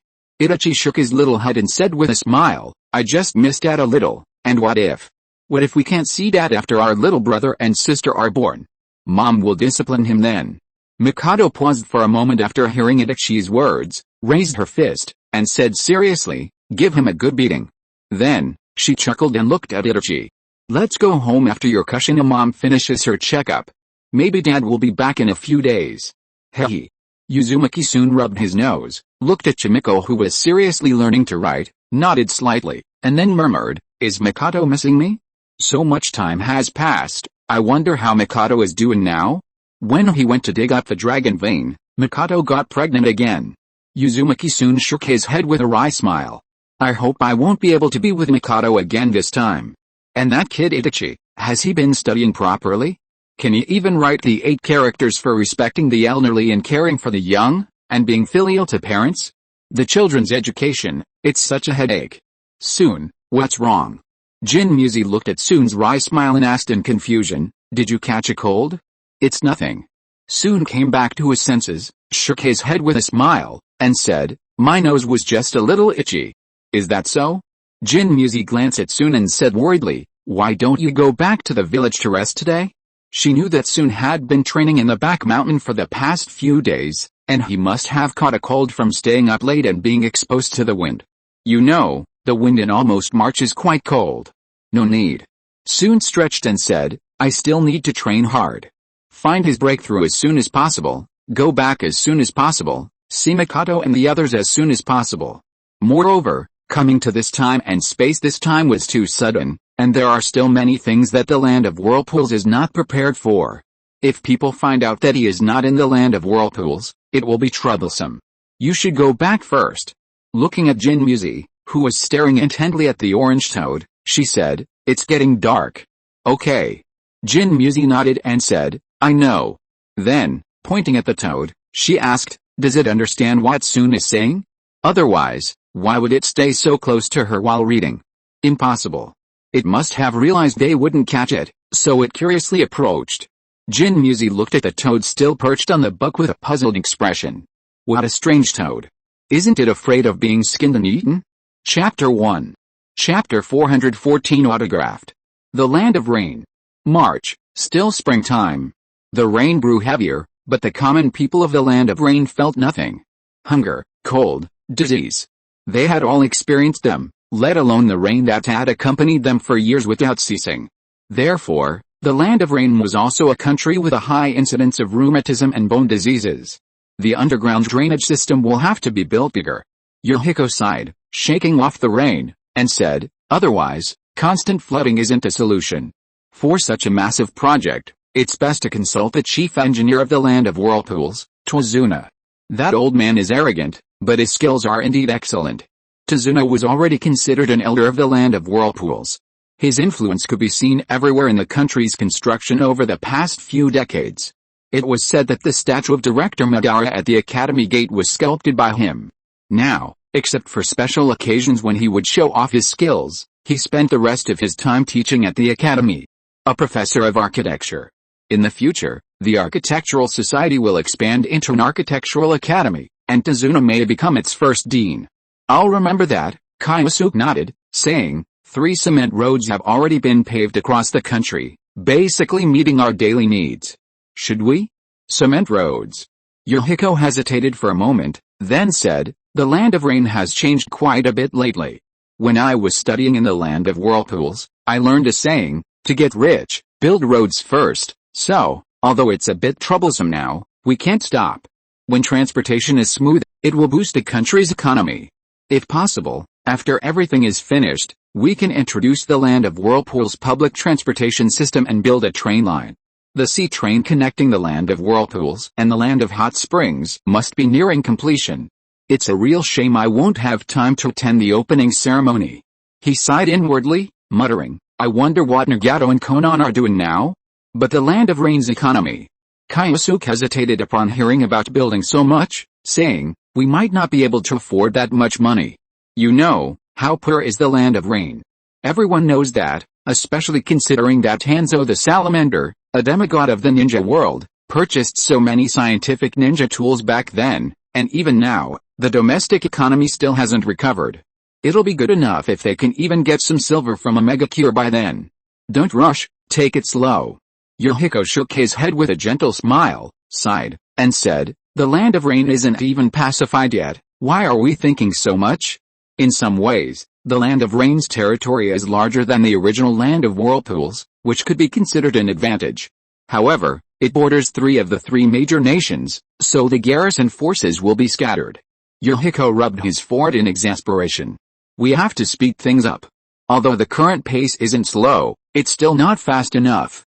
To be honest, simultaneously governing and attacking, the governance aspect is slowing down the entire army's advance. But we have far too few people now. Kyosuke paused for a moment after hearing Yohiko's words, then said, perhaps for some reason, our attacks haven't encountered much resistance from the Rain Ninja. What on earth is that Hanzo of the Salamander doing? The country is in such chaos. Why is he still holed up in his ninja village? Could it be? Kyosuke sighed inwardly, muttering, even the god of shinobi and the demigod of shinobi cannot escape the ravages of time. What did you say? Yohiko was taken aback, looking at Kyosuke, wondering why he had suddenly fallen into a daze. Nothing. Kyosuke came back to his senses and said, what I mean is that the more we pacify, the more our forces will be scattered. If this continues, the battle lines will collapse sooner or later. Perhaps. Yohiko sighed upon hearing Kyosuke's words, looking at the map of the land of rain on the table, and said, but time waits for no one. Besides, His Highness Jun said that Hanzo of the Salamander is now one of our own. For the sake of the land of rain, he had to proceed step by step, thoroughly cleaning up the land of rain once again. After all, the various factions within the land of rain were intricately intertwined, and if he didn't clean it up during this period, it would take much longer to resolve later. Moreover, Hanzo of the Salamander was one of his own. According to Prince Sun's wishes, he would help him gain control of the land of rain more quickly. Yohiko's face showed a conflicted expression. In this situation, he simply couldn't make a decision. Just then, a burly man with a bald head, large ears, a prominent earlobe, and a fleshy mole between his eyebrows, wearing a black cloak, walked in. He said in a deep, booming voice, "Leader, a ninja from a mega cure wants to see you." A mega cure? Yohiko hesitated for a moment, then narrowed his eyes and asked, "Do you know why?" "No," the man shook his head. "He insists on seeing you in person before he'll tell you." "You don't know?" Kyosuke exclaimed, displeased. In my opinion, you should have just arrested that Omega Cure ninja back then, regardless of what he wanted to ask. Their organization had long since become a powerful force capable of rivaling Omega Cure. For Omega Cure to want to see their leader at this time? It was obvious there was a conspiracy involved. Therefore, for their safety, the best course of action was to avoid the meeting. We will not make peace with Omega Cure. Kyosuke raised his fist seriously. The revolution has reached a point where there's no turning back. Boss, in that case, should I go out and throw him out? Daibutsu rubbed his bald head and said, I also think Omega Cure definitely has ill intentions. This. Yohiko still frowned, seemingly thinking about something, and said, is there anything he wants to say to me? After all, because of Hanzo of the Salamander, Omega Cure still needs to be taken seriously. If they want to discuss something with him later, it would be troublesome if he simply ignored them. Oh. Daibutsu suddenly remembered something, slapped his head, and said, I don't know why, but he gave me this book. He pulled out a crimson book from his pocket. We have this book here too, but I don't know why he insisted that I give it to you personally. Tell them that everyone is on our side? Don't be ridiculous. Even if it were true, who would believe it? The guiding ideology of Ridism? Yohiko took the book, paused for a moment, then opened the first page, looked at the signature, and immediately closed it again, muttering, it really is him. His Highness Jun's autograph. Books with His Highness Jun's autograph are extremely rare, so, that ninja must be Hanzo of the Salamander. Yohiko put the book in his lap and stood up. Let's go see what that rain ninja wants to say.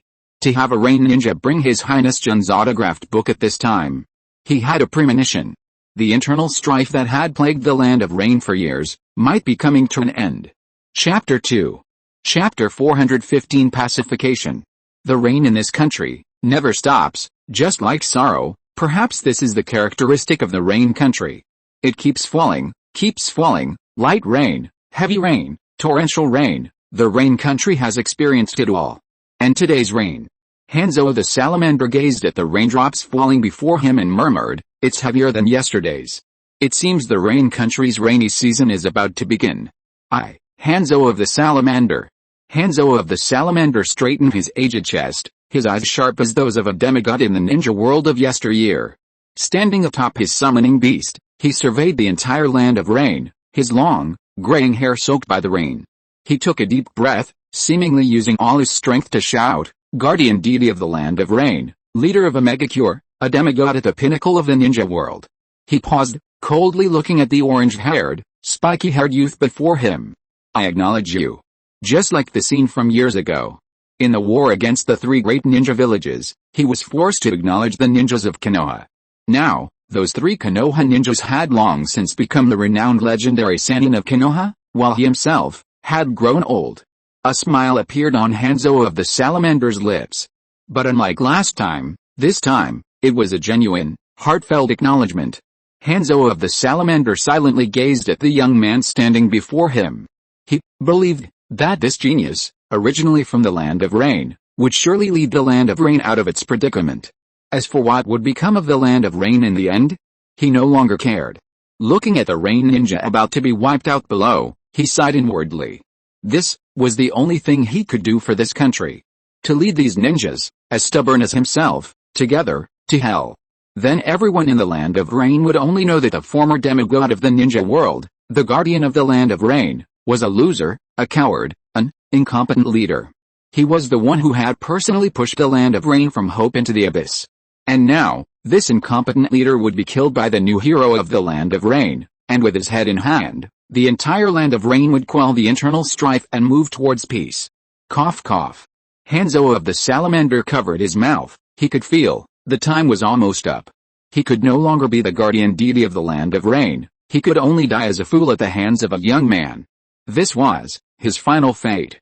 Uchiha Madara was accepted by the land of whirlpools, became a hero of the land of whirlpools, and was revered by most people, while when he forgot his belief in becoming strong, he had already become a cowardly mouse. His eyes narrowed. Come on. Hanzo of the Salamander brandished his scythe, which had been with him for many years, and shouted with a maniacal laugh, let me see if you really have the strength to protect this sorrowful country. As soon as he finished speaking, he kicked off and charged toward Yohiko. He should take a group of demons to hell with him. And Yohiko looked at the suicidal Hanzo of the salamander, sighed inwardly, and his face turned serious. Perhaps the land of rain never achieved peace because of Hanzo of the salamander's cowardice. But, without a doubt, he also loved this country. Yohiko's eyes widened, and his right hand formed his most powerful move. Suddenly, a massive Rasengan, unlike any other, appeared in his hand, radiating intense heat. Fire release, Rasengan. Yohiko directly hurled the Rasengan in his right hand at Hanzo. Now, he could only use his strongest move to send off the former demigod of the ninja world. Hanzo of the salamander. Under the watchful eyes of everyone around, the moment was about to strike. Boom! A blinding light erupted, and a massive wave of heat instantly evaporated the falling raindrops, and swept outwards in all directions. Bang! Amidst cries of disbelief, the dust settled. Yohiko quietly looked at Hanzo of the salamander lying at his feet. His mask had been knocked off, and poisonous mist continuously billowed from his body, but Yohiko still ignored it. The salamander poison had long been countered by the land of whirlpools, and besides, Hanzo of the salamander had given him the antidote during the attack. He sighed inwardly. Looking at Hanzo of the salamander's mouth, which opened and closed as if trying to say something but couldn't utter a sound, Yohiko nodded and whispered, "Leave the land of rain to me." He would definitely lead the land of rain to happiness. As soon as he finished speaking, a smile appeared on Hanzo's face, and then, he gently closed his eyes. Yohiko squatted down, expressionless, and quietly picked up the mask that had fallen beside him, helping him put it on. Then he stood up again, looking at the ninjas silently watching him. Seemingly sensing something, he suddenly paused, slowly extending his right hand. The rain has stopped. Konoha Year 48, Crimson Year 20, April 20th. The former demigod of the ninja world, the man who stood at the pinnacle of the ninja world, Hanzo of the salamander, died. Died at the hands of an orange-haired youth. This immediately caused everyone to sigh with sorrow. No matter how strong you were in the past, in the end, you cannot escape the ravages of time. The orange-haired youth who defeated the demigod of the ninja world did not succeed as the leader of a megacure, Hidden Rain Village, to become the guardian deity of the land of rain. According to eyewitness accounts, that young man directly destroyed a megacure, stood on the ruins, and loudly declared that there would be no more ninja villages in the land of rain. And he, the new leader of the land of rain, would personally quell the internal strife. Instantly, everyone understood, the land of rain had undergone a revolution. It had become a member of the Red Alliance, especially the three great ninja villages. Anyone would feel annoyed if someone with different values suddenly appeared beside them, so, the encroachment on the borders of the land of rain never ceased. However, Yohiko reacted quickly, consolidating the remaining forces and the military power secretly given to him by Hanzo of the salamander, using the entire power of the land of rain to stop the advance of the three great ninja villages. Seeing this, everyone knew, if the land of rain could not be quickly destroyed, once it recovered, there would be no way to deal with it. Konoha must change. Minato looked at Hirozen Sarutobi earnestly and said, only by adapting to the times can Konoha become stronger. Instead of continuing to block and eliminate others as we are now. He was truly disappointed. He never expected Konoha to do such a thing. But at that time, Konoha will no longer be Konoha. Hirozen Sarutobi took a puff of his cigarette with a sigh and said, Minato, you don't understand. The one country, one village policy is the most suitable for the ninja world. He stood up, put his hands behind his back, and walked out the door. I hope you understand, Minato, that you are only the cage of Konoha, and can only be the cage of Konoha. After saying that, he casually closed the door and walked towards his office with his hands behind his back. Minato looked at the closed door, clenched his fists, and finally, sighed, then slowly relaxed them. A hint of gentleness appeared in his eyes as he murmured, it's not the right time yet. Just wait a little longer, just a little longer. It's not the right time yet, otherwise, Kyuubi will worry again. Meanwhile, Hirozen Sarutobi returned to his office, sat down at his desk, and stared blankly at the pipe in his hand. After a while, he sighed, a glint of light flashing in his eyes. Looks like things are getting restless again at the daimyo's residence. He took another drag of his pipe, muttering helplessly, I wonder how Asuma is doing now? Konoha absolutely cannot be destroyed. And the child? When would he have his first grandson? A gentle smile unconsciously appeared on Hirozen Sarutobi's lips. The child will be named Konohamaru. He will inherit the will of fire and carry on the flame of Konoha. Konoha will absolutely not be destroyed. And a dedicated tutor, nanny, and maid are all prepared. Now he is just waiting for the birth of his first grandson. Just as Hirozen Sarutobi was contemplating the quality education of his future children. Tisk tisk, the strongest ninja village. A sarcastic voice drifted over. Konoha is such a coward. Am I right? The third Hokage. Chapter 3, that concludes today. Chapter 416 Those things from back then. The sky over Konoha was still clear, but Danzo's heart was filled with helplessness.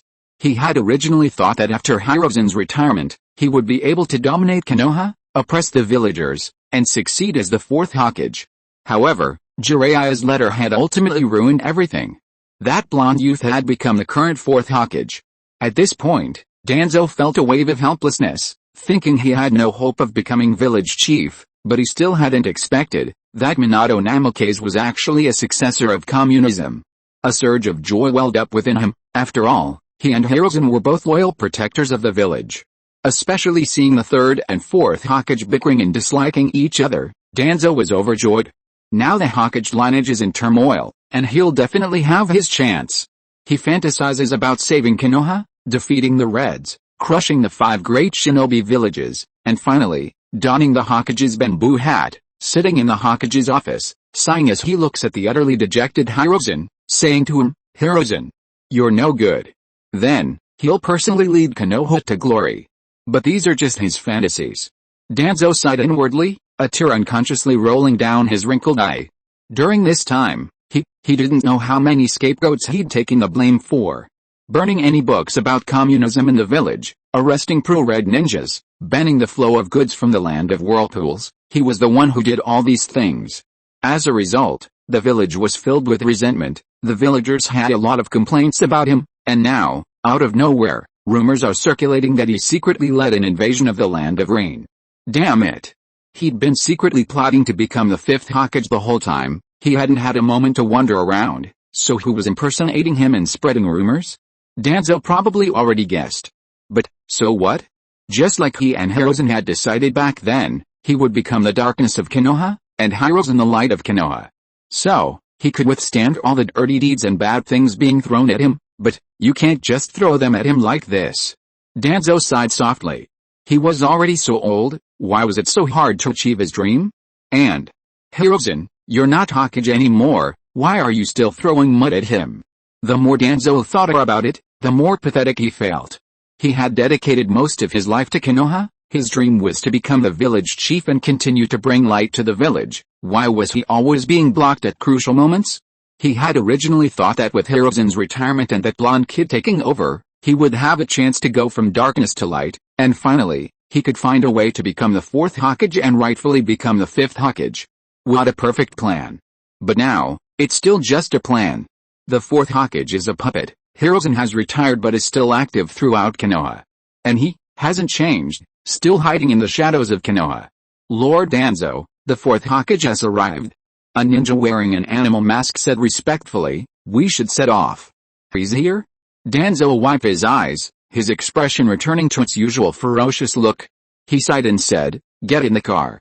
Like now, he's going to that 5-cage summit with the 4th Hokage again. After all, Hirozen has rarely left the village since becoming Hokage. Thinking of this, Danzo felt another wave of helplessness. He, as the Dark Shinobi, has to travel everywhere, secretly contributing to Konoha, while in the village, no one understands him, only a reputation for injustice. Advisor Danzo. Minato Namikaze stepped into the carriage and looked at Danzo Shimura, who was already inside, leaning on his cane and with his eyes closed. He said, I'll have to trouble you this time. Although he disliked this cold-blooded, ruthless old man who stirred up trouble everywhere and made Konoha a target of public resentment, no matter what, he was still Konoha's senior advisor. You've arrived? Hearing Minato's words, Danzo calmly opened his eyes, looked at the 4th Hokage who always wore a gentle smile, and said lightly, in that case, let's set off. Minato didn't say anything, walked to the side, and sat down. Since becoming Hokage, he was just Hokage. He couldn't manage the village's internal affairs, he only had the right to propose foreign policies, and his ninja management was limited to stamping new recruits' records or assigning tasks. As for the Hokage's personal unit, the Anbu, he had even less right to interfere. Now he only had a few cats and dogs around him. Shirinu Genma, Devashi, Yamashiro Aoba, Namikaze Rado. Only these few truly recognized his ideals. Thinking of this, Minato Namikaze couldn't help but smile bitterly. He might be the most tragic Kage of Konoha. Young man, don't sigh so much. Just as Minato was lamenting, Danzo suddenly opened his eyes and said calmly, as a Kage, as long as you keep smiling, the rest. Don't think so much. Even if he, Shimura Danzo, was hated and cursed by the villagers, he still lived a good life, didn't he? Besides, you're the Hokage. Thinking of this, Danzo felt a little disheartened.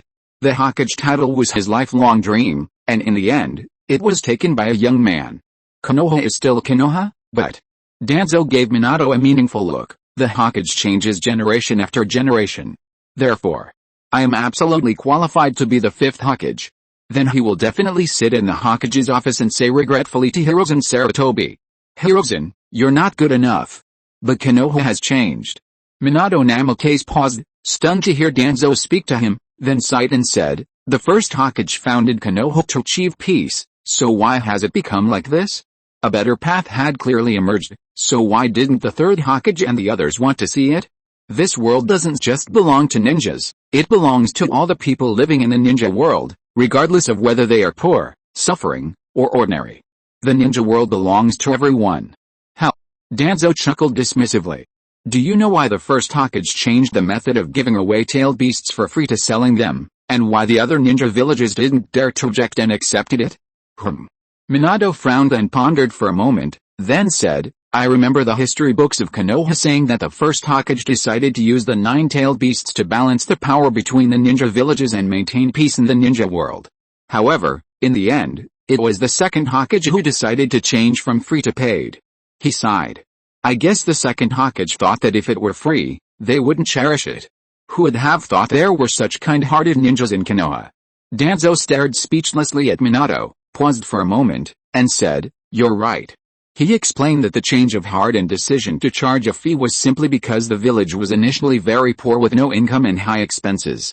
The first Hokage also felt that since he and Madara had worked so hard collecting the tailed beasts, it was only right to sell them to supplement the village's income.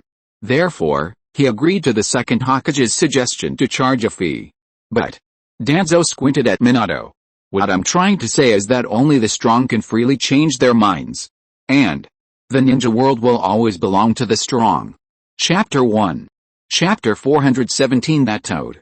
There's a reason why natural energy has gradually declined.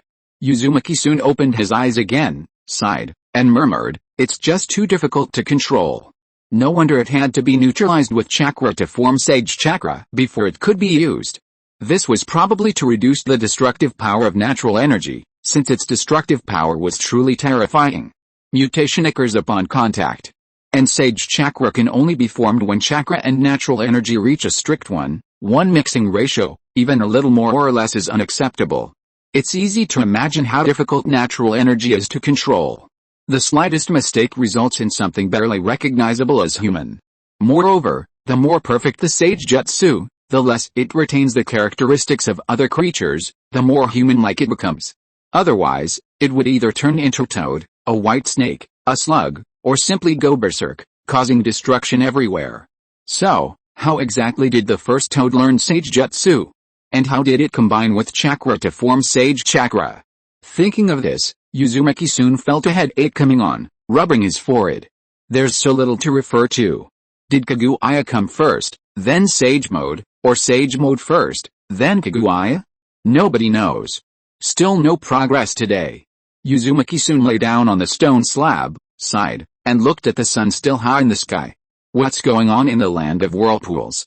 He'd been here for almost 5 months, and had been cultivating sage mode for almost 5 months, yet there was still no progress. After all, if this natural energy couldn't be controlled properly, it would petrify his body when introduced into it. So, how can I control it? Uzumaki soon gazed quietly at the azure sky, reaching out as if to shield his eyes from the sun, murmuring, if I can't use natural energy to break the seal, do I really have to wait for Kaguya to come and plant a tree, and wait for the tree to grow? Who knows how long that would take? Just as Soon was wondering what to do. Soon. Jin Muzi, as usual, skipped over with a bamboo basket on her back, saying happily, "Lunch is ready. Are you here?" Soon sat up straight and said, "You're a little late today. Because Uncle Zay caught a pheasant." Jin Muzi said as she took the lunch out of the bamboo basket, "So, Grandpa Zio told me to wait a bit, and bring it over when it's ready." She opened one of the wooden lunch boxes. "This is it. Grandpa Zio's cooking is really delicious." Huh? Soon twitched his nose, looking at the simple roast chicken in the wooden lunchbox, and said, "We can actually eat chicken today? And, it does smell pretty good."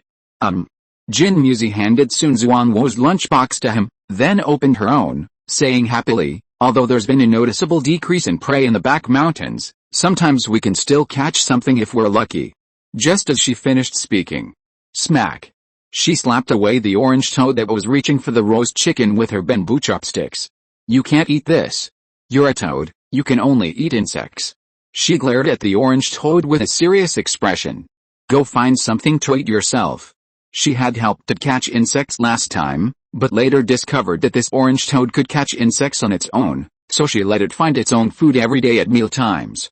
Looking up at Soon, who had suddenly become blankly staring at the orange toad for no apparent reason, Cayenne Muzi assumed he was wondering why she was talking to Toad and explained. "This toad is very clever. Grandpa Zio saw it and thought an orange toad must taste better, so he planned to skin it and stew it. But this toad kept running around, hiding, and finally." Cayenne Muzi smiled happily. "It hid behind me. Because she thought it was beautiful and clever, she brought it to Land Village to keep as a pet. And now, everyone in the village thinks this toad is very clever." "No." Soon stared at the toad that had left, paused for a moment, then took a bite of rice, looked up at Cayenne Muzi who was chattering about how amazing the toad was, and said, "What's with a string of beads around its neck?" Although it didn't have that huge oil character, a toad wearing a bracelet still looked strange, especially since this toad was the same color as the other one. It was really suspicious. "Oh, you mean this?" Jin Muzi paused for a moment upon hearing Zuanwo Soon's words, then said, "That's a bracelet Aunt Xiang made by hand. It was too big for me, so I just put it on this one, and it fits perfectly. So that's how it is." Zuanwo Soon breathed a sigh of relief, almost thinking that the legendary toad that sowed discord between a mother and son was hiding right beside him. "Oh, right." Jin Muzi seemed to suddenly remember something, a sweet smile on her face, and said, "I gave it a name." Zuanwo Soon, eating roast chicken, looked at Jin Muzi with a puzzled expression and asked, "What's it called? It seems this girl really does keep that toad as a pet. Is she planning to use it as a backup food source when food runs out?" "Meru," Jin Muzi said, "Gamma Meru, it sounds very nice." Before she could finish speaking, clang! Uzumaki Soon's chopsticks fell to the ground, and he stared blankly at Jin Muzi with an incredulous look. Then, "What's that toad called?" "Gamma Meru." Jin Muzi put down her chopsticks, looking at Uzumaki Soon with confusion. Why did he suddenly look so startled? She asked worriedly, "What's wrong, Soon?" He didn't know what to say at all. Could that stupid toad really be that immortal who had survived for 720 episodes? Uzumaki Soon silently picked up the chopsticks that had fallen to the ground, wiped them clean with his clothes, and said, "It's nothing, let's eat first." But, why did the system say it couldn't find Gamma Maru back then? What's going on now? Okay. Although Soon said not to worry, Jin Muzi was still quite concerned seeing him like this. She said, "If there are any problems, be sure to tell me." "Okay." Soon nodded, placed a roasted chicken leg on Jin Muzi's lunchbox, and said, "I'm a samurai. I'll be fine." She didn't know yet if it was the same kind of toad, so she decided to put it off for now. Besides, if it was, that wouldn't be bad. Maybe she could even see how toads learn immortal techniques. By the way, how's the village lately? "Oh, the village." Jin Muzi smiled again at the mention of the village, saying, "Uncle Gihei's houses are getting better and better. Now many people are planning to tear down their houses and rebuild." Soon's house was also torn down. "Uncle Gihei said it was too simple and not suitable for you. He'll try his best to build the most beautiful house." "No need, I'm fine sleeping in a tent." Soon burped, picked his teeth, and casually said, "Let's not waste time." "No way." Hearing Soon say he didn't want it, Jin Muzi immediately said unhappily, "You've helped Lansui village so much, we must build you the best. And if he has a home, soon we'll definitely come back." "Fine, whatever." Soon picked up the kettle next to him and took a sip of tea.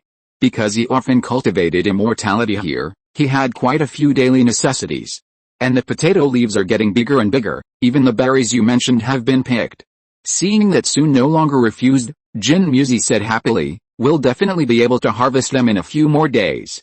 And with these potatoes, Lamb Village will never go hungry again." Chapter 2. Chapter 418 Those Three Little Ones. By the way, Soon. After clearing away the dishes, Jin Muzi sat down in front of Soon, her face suddenly turning serious. She said, "I don't know why people from the Ancestral Kingdom suddenly came, saying they're willing to accept Land Village as part of the Ancestral Kingdom's territory. Grandpa Zio asked me to ask you what you think?" She also found it strange. Why did the Ancestral Kingdom refuse to accept Land Village when it begged them before, but now they've suddenly sent people? The Ancestral Kingdom? Upon hearing Jin Muzi's words, Uzumaki Soon pondered for a moment and said, "What do you all think?" "Us?" Jin Muzi, seeing Uzumaki Soon's serious question, paused, scratched her head, and said, "Grandma Xia and Great-Grandpa Zio said they'll listen to you. The other villagers said the same thing, we'll listen to you. Listen to me." Uzumaki Soon smiled and nodded slightly, saying, "Since that's the case. After all, the Ancestral Kingdom, that guy even cheated his wife, let alone a poor village.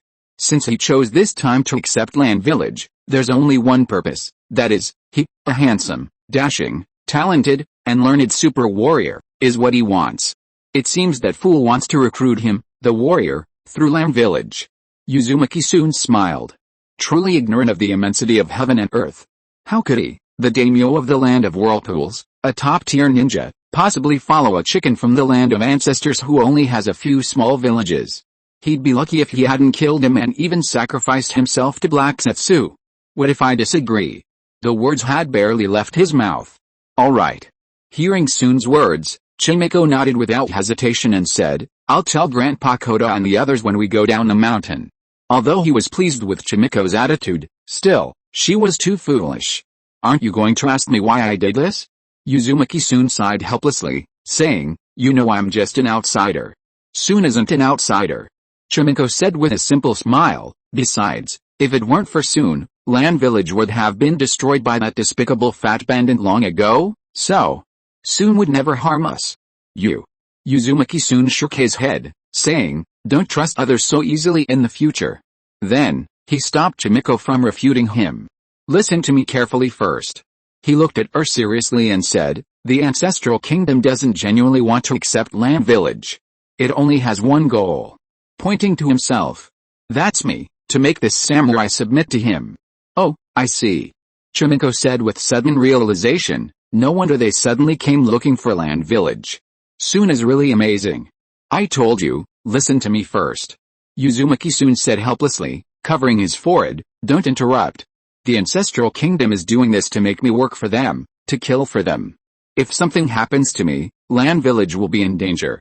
He wouldn't agree to this, even if he didn't want to return to his previous timeline. "Besides, I can't possibly submit to the Ancestral Kingdom. They're despicable." Hearing Soon's words, Jin Muzi said unhappily, "I definitely won't agree." She looked at Soon seriously. "Soon is from Land Village." "Who's from Land Village?" Soon looked at Jin Muzi speechlessly, and said irritably, "Therefore, Land Village absolutely cannot join the Ancestral Kingdom. Once joined, there would be no freedom, and they would be at the mercy of others.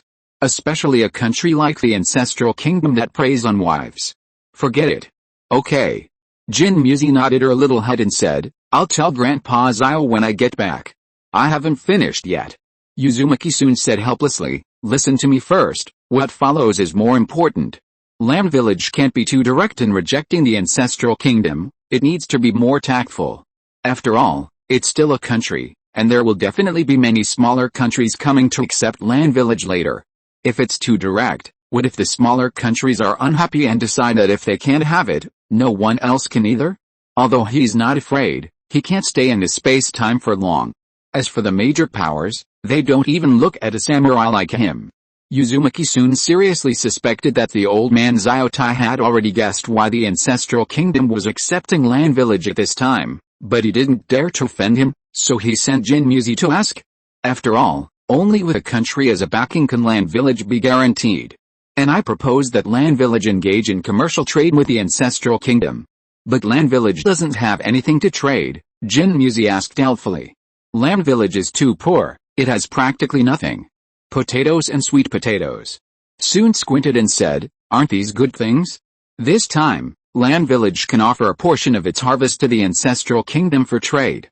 Just mention its high yield and drought resistance, and the ancestral kingdom will likely be interested. After all, in ancient times, food was more important than anything else. Besides, the potatoes and sweet potatoes couldn't be kept secret for long.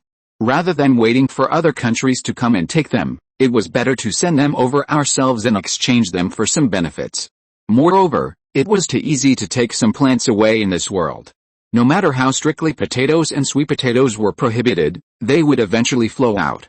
You can exchange for some necessities for Land Village, such as knives, linen, salt, etc., but, Uzumaki soon said in a serious tone, remember, you also need to exchange for some slaves with the ancestral kingdom in your own name. It must be in your own name. If Land Village wants to develop, it must have its own military force, otherwise, this barren land will sooner or later become like before, easily bullied. Okay. Although Jin Muzi didn't know why, hearing Soon's serious expression, she immediately said earnestly, I will remember. You. Uzumaki soon shook his head helplessly. This girl was too naive, no matter what he said, she would agree without ever asking why. He sighed and said, also, in the village, you need to establish your own authority. But seeing Jin Muzi's innocent and confused expression, Uzumaki soon didn't say what he wanted to say. He sighed inwardly. Anyway, with him behind Jin Muzi, there was no need to establish authority. After a while, she'll become a real tiger even after I leave. Have the young people from the village come here tomorrow morning. I'll make a training plan for them. Land Village can only become strong by relying on itself. Really? Jin Muzi jumped up excitedly upon hearing Soon's words, saying, you're willing to teach them? The villagers originally planned for me to ask you, but I was worried you'd be angry, so I didn't say anything. After all, they'd heard that samurai skills are passed down through generations and can't be easily taught. I didn't expect you to be willing to teach them. That's wonderful. Alright. Don't get so excited. Just have them come tomorrow. Soon looked helplessly at the delighted Jin Muzi and said, now calm down, let's begin today's learning. Still trying to slack off? Don't think I don't know. Oh, I almost forgot I still have to study. Jin Muzi stuck out her tongue, winked mischievously, realizing she couldn't escape. Then, looking around, she asked, where's Gamaru? Why isn't he coming to study with me? Suddenly, a look of horror crossed her face as she pointed to the bushes not far away. A snake. A white snake is biting Gamaru. The words had barely left her lips. Uzumaki soon turned his head with a stomachache, looking in the direction Jin Muzi was pointing. Could it be? Chapter 3, that's all for today. If you are listening to this novel on a channel other than Fanfic World, it means it was downloaded and re-uploaded without effort. We warmly invite you to visit our channel, Fanfic World. There you will find the original version of this story and many other novels of various genres. We look forward to seeing you dive into a world of incredible novels. Chapter 419 The Five Shadows Conference. Watching the 4-cage arguing before him, Minato sighed inwardly. He was only attending the meeting as Hokage. As for the rest, Danzo would handle it. This was because the Konoha higher-ups didn't trust him, fearing he might say something inappropriate, which was why they arranged for Danzo to accompany him. Minato quietly observed the cage of the 5 great ninja villages. Except for the 3rd Tsuchikage, the others had all been replaced by 4th cage, but they were different from him. Minato shook his head with a wry smile. He had the 3rd cage above him. Tsunagakure, Kirigakure, Kumagakure. Their 3rd cage were all dead. Especially Kumagakure. The 3rd Raikage had been kicked to death by Might Guy, so from the moment he entered the meeting room, the 4th Kumagakure had been staring at him. Minato simply gave him a friendly smile, nodded, and then said nothing. He thought to himself. Was the 1st Hokage really like this? Was the ninja village more important, or peace? Although Minato was also reluctant to leave Konoha, What did it matter if Konoha wasn't a ninja village anymore, as long as it could bring peace to the world? Konoha wouldn't disappear anyway, it would simply exist as an ordinary village. And with the separation of military power and the improvement of civilian status, Konoha would definitely become wealthier, unlike now, where they were constantly on guard against ninjas leaving the village and outsiders entering. Minato sighed inwardly. He wanted to make Konoha as wealthy as the land of whirlpools. I didn't expect the fourth Hokage to be such a coward. The fourth Raikage, looked at the somewhat handsome and refined Hokage before him and said disdainfully, as a Kage, you haven't uttered a single word, yet you send an advisor to represent you. So cowardly. How did you become a Kage? This was the legendary Yellow Flash who single-handedly infiltrated the land of whirlpools? Why did he lack any imposing presence? Thinking of this, clenched his fists. His father, the third Raikage, had been killed in a Konoha ambush. If only the fourth Hokage could be spared. Raikage seemed to have thought of something, narrowing his eyes at Minato, a slight smile playing on his lips as he murmured, the fourth Hokage. Minato maintained his friendly smile, looking at the Raikage without fear, meeting his gaze head-on, then nodded and said calmly, the fourth Raikage. After all, he now represented the Hokage, so he couldn't back down. Raikage, Danzo frowned, looking at the Raikage. At this crucial moment, the 5 great ninja villages must set aside their past grudges and calmly cooperate. Otherwise, the 5 great ninja villages will surely perish in the future. HMPH. The Raikage scoffed at Danzo's words, saying, just a bunch of cowards. You only dare to attack when we're not around. Then, he continued to glare at Minato with his bull-like eyes. Blonde-haired guy, let's fight. If you win, Kumagakure will sit down and quietly listen to your suggestions. If I win. A cold smile appeared on his lips.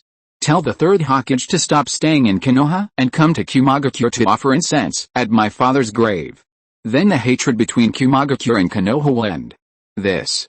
Minato hesitated, looking at the Raikage. Should he win or not? The conditions were rather harsh.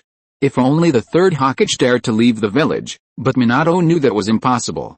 After thinking for a moment, just as he was about to say something, Raikage, you brat. Inoki looked at his face grim, and said, this is not the time for you to be reckless. You have no idea how terrifying that daimyo of Uzumaki is. He still remembered the scene when he and the Kazekage teamed up to kill that red-haired kid. It was so terrifying that he didn't have time to react, and in the end, amidst laughter and mockery, he chose to flee for his life. If we don't take advantage of his absence to destroy Uzumaki, it will be dangerous later. Especially, more and more countries are choosing to join the Red Alliance. In that case, let the fourth Hokage take action. Raikage said disdainfully, let's finish this quickly, and then, while the daimyo is away, we can directly destroy Uzumaki. How ridiculous. The Kage of a village is so afraid?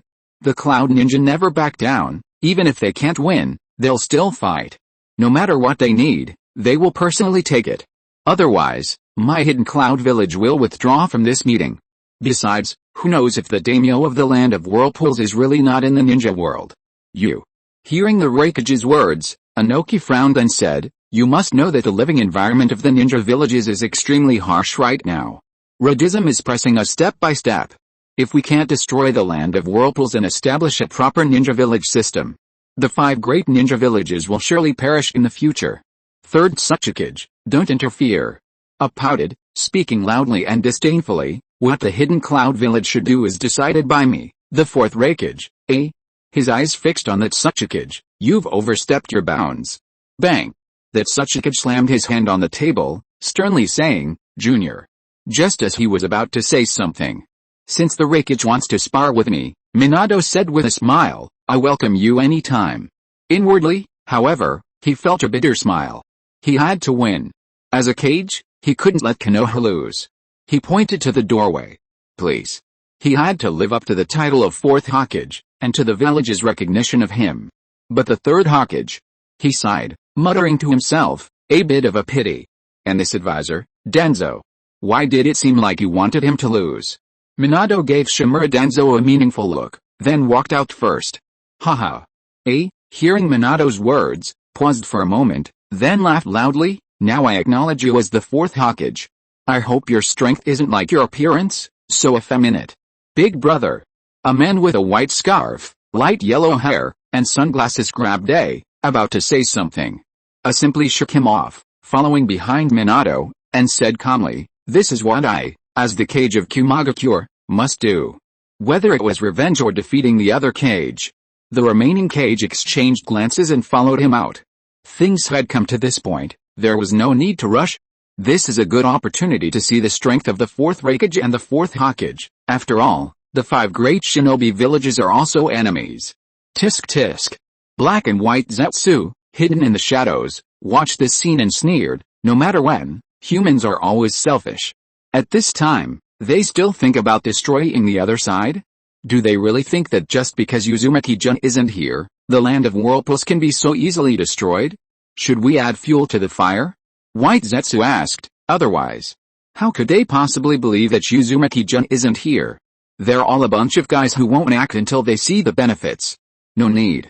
Black Zetsu thought for a moment, shook his head, narrowed his eyes, and said, we'd better not make a move. You know, Fugaku's heart isn't with us. The more they do, the more trouble they'll cause when they're discovered. Now that the news has spread, even if they don't force the 5 great shinobi villages, they will still make a move. After all, they can't bear to see Radism destroy the shinobi villages. So, it's just a matter of time before they make their move. Chapter 1. Chapter 420 Another Declaration of War. Early May, 48th year of Konoha, 20th year of the Crimson Era. A shocking piece of news spread throughout the ninja world. The daimyo of the land of whirlpools, a pinnacle of ninja power, Uzumaki-jun has disappeared. Upon hearing this news, the entire ninja world was in an uproar. After all, although the land of whirlpools hadn't officially announced it, everyone knew. The daimyo of the land of whirlpools, the youngest Kage, the great man who created the Crimson Movement, had already reached the pinnacle of the ninja world. This was evident from his single-handedly defeating 3 opponents, instantly killing the 3rd Kazekage of Tsunagakure. Especially the 3rd Tsuchikage, who escaped, still refused to recall that scene. This showed just how powerful the daimyo of the land of whirlpools was. So, why would such a powerful ninja disappear? Did a ninja stronger than him kill him, or was it a conspiracy? While everyone was speculating about the daimyo's disappearance, another shocking piece of news arrived. War had begun. On the same day, the 5 great ninja villages alliance once again declared war on the land of whirlpools, demanding that the land of whirlpools return the silver obtained from the auction of the legendary ninja swords from the land of iron, as well as the ninjas captured by the land of whirlpools, and compensate each ninja village with 50 billion silver.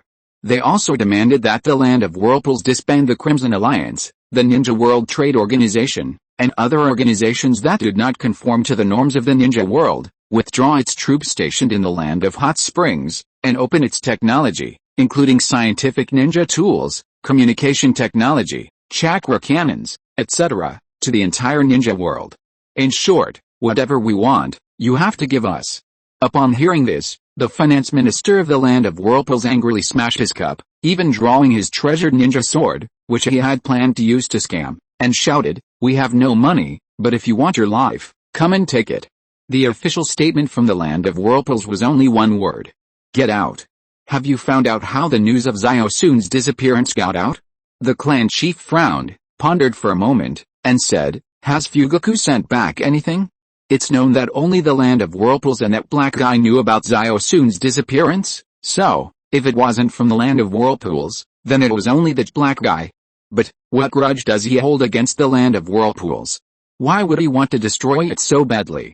Last night I received a message from clan chief Fugaku. Obito nodded, his face serious. According to the clan chief's investigation, it was indeed that Black Zetsu who spread the news, and it seems he wants to destroy not only the land of whirlpools, but also the entire ninja world? Everyone was stunned by Obito's words. Why? Especially Miyagi Sherman, who is even more confused. What gave that black guy the confidence to destroy the entire ninja world? He said with a disdainful tone, he's certainly bold, but how does he intend to destroy it? Could it be based on his black and white magic? I don't know yet. Obito shook his head and said, it seems that Prince Sun and Chief Madara know something. But those two aren't in the ninja world. Everyone looked at Obito speechlessly. Wasn't this a complete lack of useful information? But no one noticed that Haruko and Senra. standing to the side, exchanged glances and nodded slightly, seemingly having made some decision. Perhaps he's trying to bring peace to the ninja world? Suddenly, Otsutsuki Chengayao, the branch head of the Otsutsuki clan who had been silent, spoke up, saying calmly, planning to destroy the ninja world and rebuild order? Everyone looked at Otsutsuki Chengayao in bewilderment. There was such a way to bring peace to the ninja world? Otsutsuki Fusama chuckled awkwardly upon hearing Otsutsuki Chengyu's words, saying, well, our Otsutsuki clan had a bit of an accident back then, so, cough cough, that idea is possible. Hearing the Otsutsuki clan head's explanation, everyone nodded in understanding. No wonder Prince soon sealed them when he brought them back to the country. It turned out, the Otsutsuki clan had gone to extremes, wanting to destroy the ninja world to maintain peace. Thinking of this, everyone shuddered. This clan was far too dangerous. Is there any news about Sun from Fugaku's side? Uzumaki thought for a moment, then quickly changed the subject, saying, as long as we find Sun, everything can be resolved. No. Obito helplessly spread his hands, saying, that Black Zetsu doesn't seem to trust clan head Fugaku much either. He rarely appeared before the clan head except when issuing missions. Sigh. The clan chief sighed and said, let's put these matters aside for now. There wasn't a single useful piece of information. As for that black lump that supposedly destroyed the ninja world, even if you told the 5 great ninja villages, they probably wouldn't believe you. After all, communism is the biggest threat to the ninja villages right now. As for the Land of Rain, Yohiko has completely taken control. Nagato thought for a moment and said, although we don't have many usable ninjas right now, we can still send a small force to support the Land of Whirlpools. He sighed. That was all the Land of Rain could do now. As for the Land of Hot Springs, the forces there are from the Land of Whirlpools, so, it wouldn't be much help. They might even need to station troops there to protect the people of the Land of Hot Springs. He helplessly spread his hands and said, so, only the Land of Rain can possibly send troops now. Is that so? The clan chief was silent for a moment, then sighed and said, it seems the Land of Whirlpools is in some trouble this time. After all, this time it's not just the 5 great ninja villages. There are other smaller ninja villages following behind. Everyone wants a share of the spoils from the 5 great ninja villages. Therefore, this war is sweeping across the entire ninja world. What about the Crimson Alliance? Uzumaki thought for a moment, frowning, and said, is it possible they can't send reinforcements? You know, if the Land of Whirlpools is truly destroyed, they will definitely suffer as well. Once you join the Crimson Alliance, it's not so easy to withdraw. We haven't received any news from the other alliance countries yet. The clan leader shook his head, saying helplessly, I guess these smaller countries are still waiting. If the Land of Whirlpools can weather this crisis, then it will truly become a solid member of the Crimson Alliance. If not, the ninja village system will be revived. From now on, suspend aid to all alliance countries. After thinking for a moment, he realized that the Land of Whirlpools controlled their economy and, to a certain extent, their politics. If war really broke out in the Land of Whirlpools, their country would inevitably fall into chaos. And bring back all the ninjas from the Land of Whirlpools who are abroad. Right now, the Land of Whirlpools must consolidate all its forces. From this moment forward, completely seal off the Land of Whirlpools, prohibiting unrelated individuals from entering or leaving. As for the citizens of the Land of Whirlpools, the clan head sighed, saying, have the relevant personnel maintain order within the country. There absolutely cannot be any chaos now. Understood. Maya Castlegate nodded, saying, we will strengthen patrols within the country to maintain social order and prevent anyone from taking advantage. At the same time, the Maya Castle clan, from this moment forward, will obey the arrangements of the Land of Whirlpools. My Shinra clan, the same goes. The Uchiha clan, too. We, the Otsutsuki clan. All the clan heads spoke solemnly. Konoha year 48, Crimson year 20, May 5th. The 5 great ninja villages, in conjunction with all ninja villages and nations, began preparing their armies to march towards the Land of Whirlpools. From this day forward, the atmosphere throughout the ninja world became tense. Chapter 2. Chapter 421. These 3 lads. While the entire ninja world was in a tense atmosphere of preparation for war, Uzumaki soon lay lazily on the grass, sighing helplessly, as expected. He glanced at the 3 little ones chasing beside him, a toad, a snake, and a slug. The 3 sacred lands haven't appeared yet, And the immortals haven't appeared either. Uzumaki soon gazed blankly at the night sky. He hadn't gone too far with the military training in Land Village, only conducting simple physical exercises. Land Village currently had ample food, potatoes and sweet potatoes. While perhaps not nutritionally complete, they were enough to feed everyone. Therefore, simple physical training was still feasible. As for swordsmanship, Uzumaki soon planned to teach it later. After all, if one's physique didn't keep up, in a world without supernatural power, no technique could compare to a strong body. Hey, you two, stop fighting. Looking at the toad and white snake that had just gotten up again, Uzumaki soon sighed helplessly and shouted, otherwise, the 3 holy lands will be 2 less. One was barbecued, the other stewed. Come here, both of you. This toad probably got bitten by the white snake by accident, so after Jinmuzi rescued it, it had been at odds with the white snake ever since. Anyway, the 2 weaklings were evenly matched. That afternoon, after Jinmuzi rescued the toad, she originally planned to chop up the white snake to nourish herself, but the white snake actually sizzled and begged for mercy. Jinmuzi's heart warmed, and she grabbed the white snake, intending to cover it with a cloth bag and go back to ask her great-grandfather how to eat it. Fortunately, she stopped herself. Otherwise, 2 holy lands sounds awful. And the slug just stood quietly watching the white snake bite the toad, seemingly unafraid of almost being eaten by the toad. After discovering this, Whirlpool soon, adhering to the principle of never let go of a dead one, decided to gather all 3 holy lands at once. Anyway, Jinmuzi is now their master. As expected. Whirlpool soon sighed, muttering, this Jinmuzi will definitely not be an ordinary person in the future.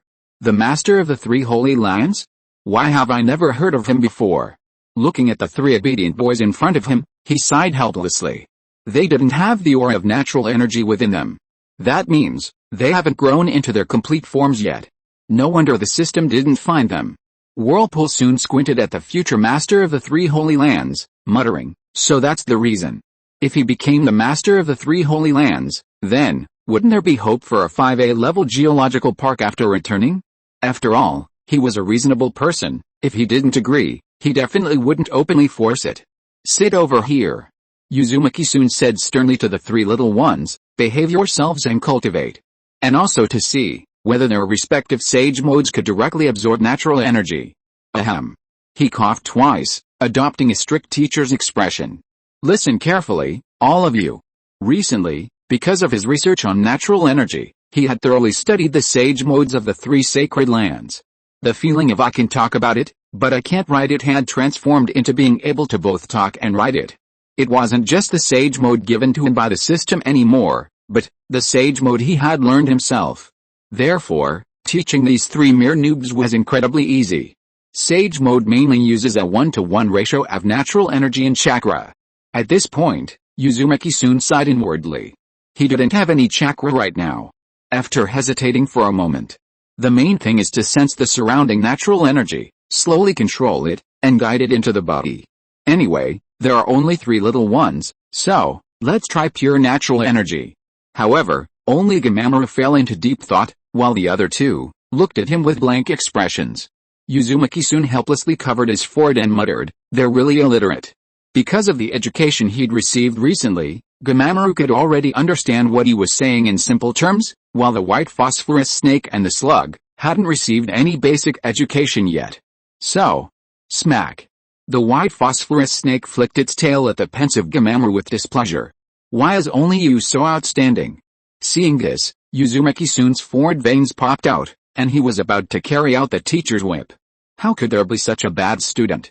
Not wanting to learn himself, yet disturbing others' serious study. Look at the slug next to him, although it can't understand what he's saying, it's still seriously looking at Gamamaru thinking, as if trying to discover something from him. As expected. This is a good student. Uzumaki soon thought to himself, then, with a dark expression, he pulled Gamamaru and the white phosphorus snake apart. These 2 truly lived up to their reputation as nemesis. Even after he separated them, they were still sticking their tongues out at each other. Listen carefully, or else. Uzumaki soon squinted at them and said, I'll skin you both and stew you. He just wondered if the 3 sacred lands would still exist if he skinned them both. Whoosh! The two little ones immediately sat up straight upon hearing Uzumaki-san's words, looking at him earnestly. As for the slug, although it was almost eaten by Gamamaru, it wasn't angry and remained calm throughout. This is a feng shui treasure land, filled with rich natural energy. Uzumaki-san once again adopted a teacher's demeanor, looking at the three elementary school students seriously. I believe you should have felt it. However, the three little ones still looked at Uzumaki-san with puzzled expressions, as if to say, "No.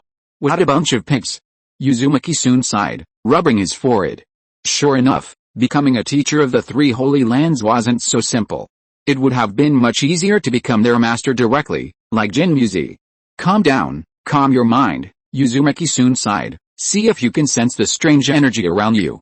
This energy is full of uncertainty and threat. It's not so easy to control. So at first, you can only try a little bit. Don't be too greedy, otherwise, if you become stone or perverts, I won't be able to save you. As soon as he finished speaking, Gamamaru fell into deep thought again. As for the two underage shivers beside him, they looked at Gamamaru with puzzled expressions, but the tail of the white phosphorus snake kept waving at Gamamaru, seemingly trying to lash him out. Uzumaki-san glared at him fiercely. What are you doing? You underage shiver, trying to disturb someone's thinking? If you don't hand in your homework, believe me, I'll skin you alive and make snake soup. Then, he looked at Gamamaru with anticipation.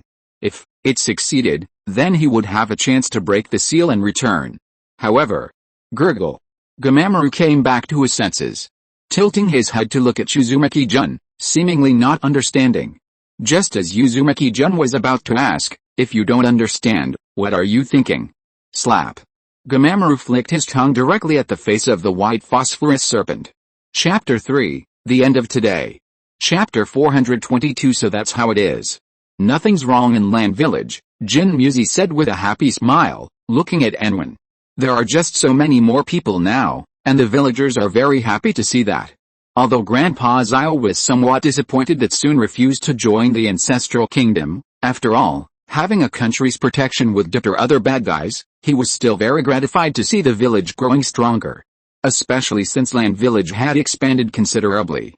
And Grandpa Zio's greatest wish was to see Land Village become stronger and not be bullied. What about those slaves? Uzumaki-san asked while eating noodles. Have they caused any trouble? Today's noodles weren't from the system. Jinmuzi and the others had researched and made them themselves using methods they had obtained from the system. Although the elasticity and texture weren't quite there yet, and they were even a bit soft and chewy, breaking easily when picked up, they were already quite good for now. Uzumaki-san sighed inwardly. He had changed the ninja world's diet again. No, according to what you said, Soon. Jinmuzi shook her head and said, I told them that if they work hard and protect the village, they will be released from their slave status in 3 years, and Lamb Village will accept them and let them live here. This was what Soon taught her, to make the slaves feel that Lamb Village was also their village, so that they would do their best to protect Lamb Village.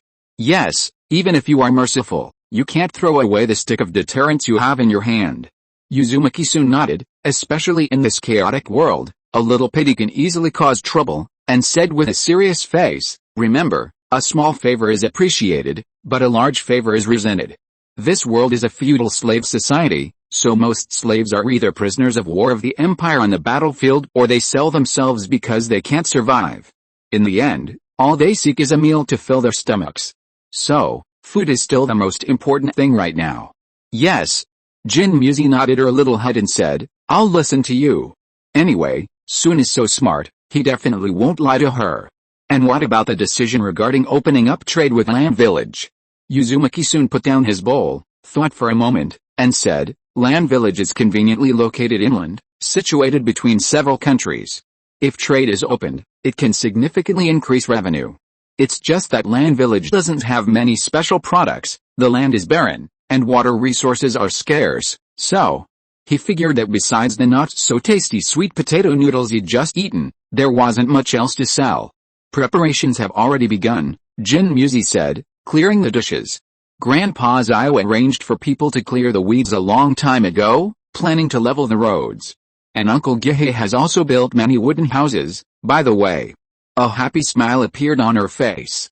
Uncle Gihei's houses are getting more and more beautiful. Soon will definitely be amazed when he sees them. It seems Land Village has changed quite a bit lately. Uzumaki soon took a sip of tea and smiled. If this continues, it will definitely become stronger and stronger, and then no one will dare to bully Land Village anymore. Perhaps, it could even establish a nation. Looking at the exhausted Jinmuzi. If you're really too tired, you don't need to bring me food. He sighed and said, I won't starve to death on the mountain. With a system around. How could she possibly starve to death? No way. Hearing Sun's words, Jinmuzi immediately pouted unhappily and said, I will bring you food every day. Because only in this way, could she come to the back mountain to see Sun. Seeing that Sun wanted to say something, Jinmuzi quickly turned her head, glanced around, and asked in confusion, where are the toads? Although she didn't know why Sun made her raise that white snake and that slug, she would always listen to Sun. Why haven't I seen them? Probably gone somewhere to find food again. Sun put down his teacup, sighed, and said, those two are always fighting, it's so annoying.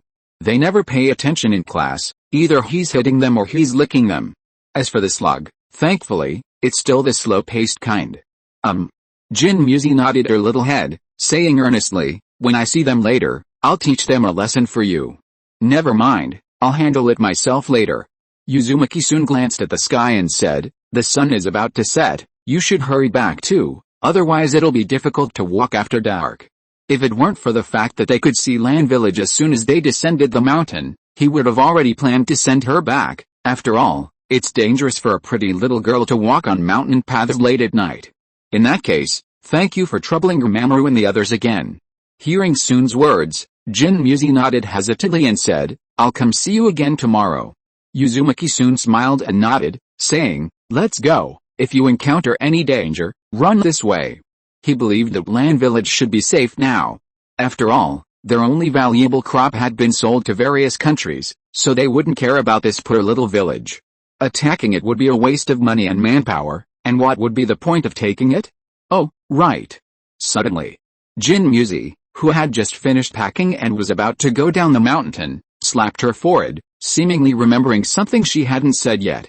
She turned to Sun and said, there's a village nearby that wants to join Land Village. It's not far from Land Village, and like Land Village before, it's very poor, always hungry, and constantly bullied by bandits. If it weren't for Sun, Land Village would probably have remained the same even if it escaped the bandits. They want to join Land Village and merge with it. Looking at Sun, she said, Grandpa Zio, let me ask you, what should we do? Oh? Sun was taken aback and said, I didn't expect a village to want to join so quickly. Indeed. In this world, everyone lives in dire straits. They rush to any glimmer of hope for survival. What's the village called? How many people are there? How many are children, adults, and elderly? What's the ratio of men to women? Or do they have any special skills? Jinmuzi frowned slightly, pondered for a moment, and said, it seems to be called something like Lu Village. Because I rarely leave the village, I don't really know. Then, she looked down at Sun, whose expression had suddenly become a little strange, and asked worriedly, Sun, what's wrong? Your face looks weird. It's just that my stomach suddenly hurts a little. Sun's lips twitched as he looked at Jinmuzi and said, it's nothing, I'm fine. He seemed to know how the ancient Laolin kingdom was formed. Chapter 1. Chapter 423 Reinforcements. In May of Konoha year 48, the 20th year of the Red Era.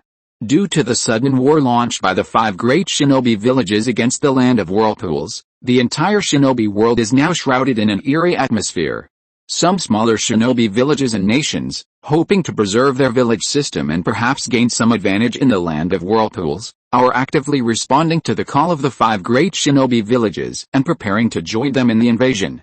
As for the nations under the Red Era, having already undergone revolution and purged most of the die-hard elements, their shinobi numbers have dwindled considerably. They have only maintained stability thanks to the aid and protection of the land of whirlpools. Now, with this sudden large-scale war, even if they wanted to help, they are powerless. Especially with the 5 great shinobi villages leading a bunch of smaller allies, they simply can't win. And some opportunists always have a reason for everything they do. Therefore, some smaller nations have begun to quiet down, intending to see how the future unfolds. After all, many thought the land of whirlpools was doomed, but it stubbornly survived and has become one of the most powerful nations today. Even if the strongest ninja in the world, the daimyo of Uzumaki, has disappeared, who can guarantee that Uzumaki will definitely be destroyed? Of course, some wise nations clearly understand, if the leader of the Red Army dies, their nations won't fare any better. It's precisely because Uzumaki is holding the line that these smaller nations can develop peacefully, so they've decided to send troops. Red ideology and the ninja village system are a fight to the death. Hello.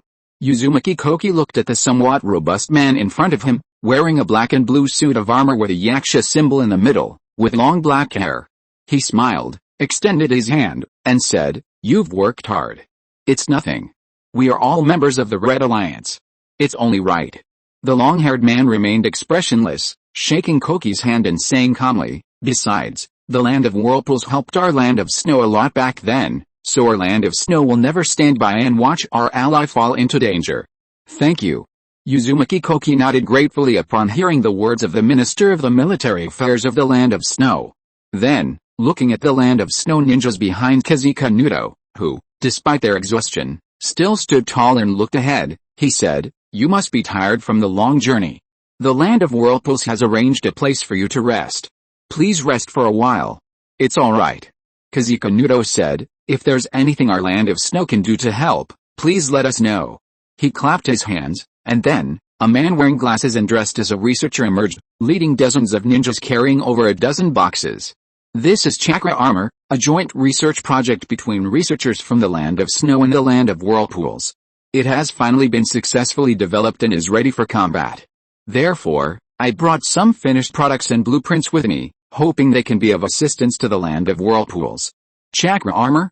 Uzumaki Koki, hearing Kazuyuki Nudo's words, paused, his face filled with excitement, and said, "Thank you so much." He knew that the Research Institute and the Land of Snow were simultaneously conducting research on the creation of chakra armor, an armor capable of absorbing the enemy's chakra and converting it for the user. In some ways, it was a weakened version of the armor Sasori had created, but less expensive to produce and with fewer weapons. "Someone, help our friends from the Land of Snow deliver the armor to the Research Institute. This way, some ninjas with insufficient chakra reserves could have a little more time to sustain themselves in battle." Just then, a police officer from the Uzumaki clan ran over, saluted Uzumaki Koki, and said, "The leader of Oshigakure, Natsumi Hoshi, has led the village's ninjas to use Oshigakure to provide support. The higher-ups sent me to inform you, hoping you can make the necessary arrangements." "Hoshigakure is here too?" Uzumaki Koki was taken aback, a hint of embarrassment on his face. "Is there no one at the military?" He still had to arrange food and lodging for their allies in the Land of Snow. Because the leader of Oshigakure wants to meet with Uchiha Fugaku." The officer suddenly gave an awkward smile, "But do you know that Uchiha Fugaku has defected? And then, none of you want to receive an angry woman, so you make me do it. Please, I'm the minister of the military." Uzumaki Koki said irritably, "Take her to the Uchiha clan and let Director Obito handle it himself. This blame, the Uzumaki clan won't take it." Chief Obito ran away. Officer Uzumaki said, looking troubled. "We were going to look for him, but when he heard he was the leader of Oshigakure, for some reason, after a ripple, he disappeared." Space-time ninjutsu. Who would have thought that Chief Obito, usually so forgetful and always so carefree, would turn out to be a genius at a crucial moment. He even knows space-time ninjutsu. Get lost. Uzumaki Koki kicked Officer Uzumaki in the butt, saying irritably, "Why don't you just send her to the Uchiha clan? I don't believe that brat Obito can't stay away from home. You're blaming me, the military chief, since the chief isn't here? If all else fails, go find Chief Miyaji Sherman, he's Obito's direct superior. He's too busy right now. Especially with a resentful woman in love, if Fugaku Uchiha isn't in Uzumaki, he might just give him a piece of his mind. And Fugaku Uchiha's situation, it's really hard to explain." Then, turning to look at the raging wind and snow, he said, "Let's arrange our food and lodging now. Better to slip away quickly, this hot potato. You Uchiha clan can handle this yourselves. The most important thing in cultivating immortality is enduring loneliness." Uzumaki soon looked at the three boys in front of him, sighed, and said, "I've never taught such stupid students." Although he hadn't taught other creatures sage mode before, stupidity is stupidity, there's no excuse. Now hurry up and find a place to cultivate immortality. Especially Toad and White Snake. If you fight again, you'll be punished by copying books, copying them 100 times. Then Gamamaru will use his tongue to grab the pen, and White Snake. He squinted at the white phosphorus snake. Use your tail. They're all classmates, why do they have to eat each other? Can't they find another food? Didn't you see how well Gamamaru restrained himself? The slug has been here for so long and has never stuck its tongue out at her, why can't you, White Snake, do the same? It takes two to tango. Uzumaki soon shook his head and said with a sigh, flies don't land on eggs without cracks. If I find out later that you haven't been cultivating diligently, you'll all be punished. Gurgle. Hearing Uzumaki-san's words, Gamamaru seemed very unhappy and wanted to say something, but... Uzumaki-san glared at him. Gamamaru immediately kicked his feet and jumped to the side, obediently closing his eyes, preparing to cultivate. Chapter 2. Chapter 424 Stone. War. Jiraiya took a swig of sake, slightly tipsy, and said, why can't the ninja world stay peaceful forever? No matter the method, from the Warring States period to now, the ninja world has been in a cycle of peace, war, never changing. Jiraiya truly felt weary. He had originally planned to find the chosen one to bring true peace to the entire ninja world, but after arriving in the land of whirlpools and seeing the different system, especially the peaceful scene before him, he even thought Uzumaki-jun was the chosen one. He kept him by his side, intending to see how he would change the ninja world, but he never expected that he would disappear at this crucial moment. Jiraiya reached out and put his arm around Orochimaru's shoulder, murmuring, where do you think that brat Uzumaki-jun went? No one had been found in the entire ninja world. Who could suddenly make such a powerful ninja disappear? Slap. Orochimaru slapped Jiraiya's hand away, glancing at his shoulder with a look of disgust, and said, it can only curb war to a certain extent, but it cannot completely prevent war from happening. Looking at the drunken Jiraiya leaning on the table. I've read that red book written by the daimyo of Uzumaki these past few years. It's indeed very interesting. Using laws to restrain civilians and ninjas, while simultaneously elevating the status of civilians and transforming ninjas from tools of killing into other positions. Orochimaru's lips curled slightly. If this method can truly be expanded, it is indeed possible to achieve peace. Moreover, he had seen some information at the research institute. The daimyo of Uzumaki-san's ambitions were not as small as the ninja world's. Looking up at the sky. The universe? What's wrong? Jiraiya stretched out his hand, gesturing towards Orochimaru, his face still flushed with drunkenness, and said, but now the 5 great shinobi villages have started another war, what should we do now? Minato, it seems he's not having an easy time in Konoha. HMPH. Orochimaru glanced at the equally drunk Tsunade beside him, then at Jiraiya, and said with narrowed eyes, let's see if you dare. The higher-ups in Konoha are already corrupt. Not only Danzo, who's always causing trouble in Konoha, but also our teacher. A dangerous smile appeared on his lips. The third Hokage. Just look at Minato. Even if he came to power, those old, stubborn higher-ups would still control Konoha. How could Minato possibly have a chance to change things? Unless his teacher also supported him, forget about it. However, Jiraiya and Tsunade seemed not to have heard Orochimaru's words at all. They were already drunk and slumped onto the table with a thud. They lay there quietly. Meanwhile, Haruko, who hadn't been drinking, suddenly raised his head, looking at Orochimaru with a strange expression. He could sense that his good friend seemed to be planning something big. Then, looking at Jiraiya and Tsunade slumped over the table, he sighed helplessly and said, looks like these two will be spending the night here again. That's fine, at least if they're unconscious, he won't have to worry about it anymore. Haruko stood up, stretched, and walked towards his room. I'm going to rest too, I have things to do tomorrow. He, as the dean of the Land of Whirlpool's Biological Academy, should stay out of the fun. As for Orochimaru, he squinted at Haruko as he left, then nodded slightly, licked his lips, and murmured, some things. Someone has to do them. Either he or Jiraiya. As for Tsunade, Orochimaru sighed and shook his head. Konoha was ultimately founded by the Senju clan. Watching the 3 little ones quietly cultivate, Uzumaki-san nodded slightly. Then, he found a spot to lie down, resting his hands behind his head, calmly gazing at the twinkling stars in the night sky, and murmured, will it succeed? You see, those 3 little ones are now just slightly more intelligent animals. Perhaps it's because they've been in this environment filled with natural energy for so long that they've undergone a special mutation, but he still couldn't sense any natural energy aura on them. Maybe if they stayed here longer, they would eventually get used to the natural energy. But Uzumaki soon sighed inwardly. He couldn't wait that long. He'd tried every method he could think of these past few days, even using his own power to channel natural energy into them. None of it worked. Uzumaki soon shook his head, muttering, "I almost turned Jin Muzi's 3 pets to stone." He wondered if the world would self-repair and find the 3 little ones again if he killed them. Of course, he only thought about it. He didn't actually intend to skin and roast the toad, stew the white snake in snake soup, or stomp the slug flat. He stretched. The May night wasn't too cold, nor too hot, just the right time for a spring outing.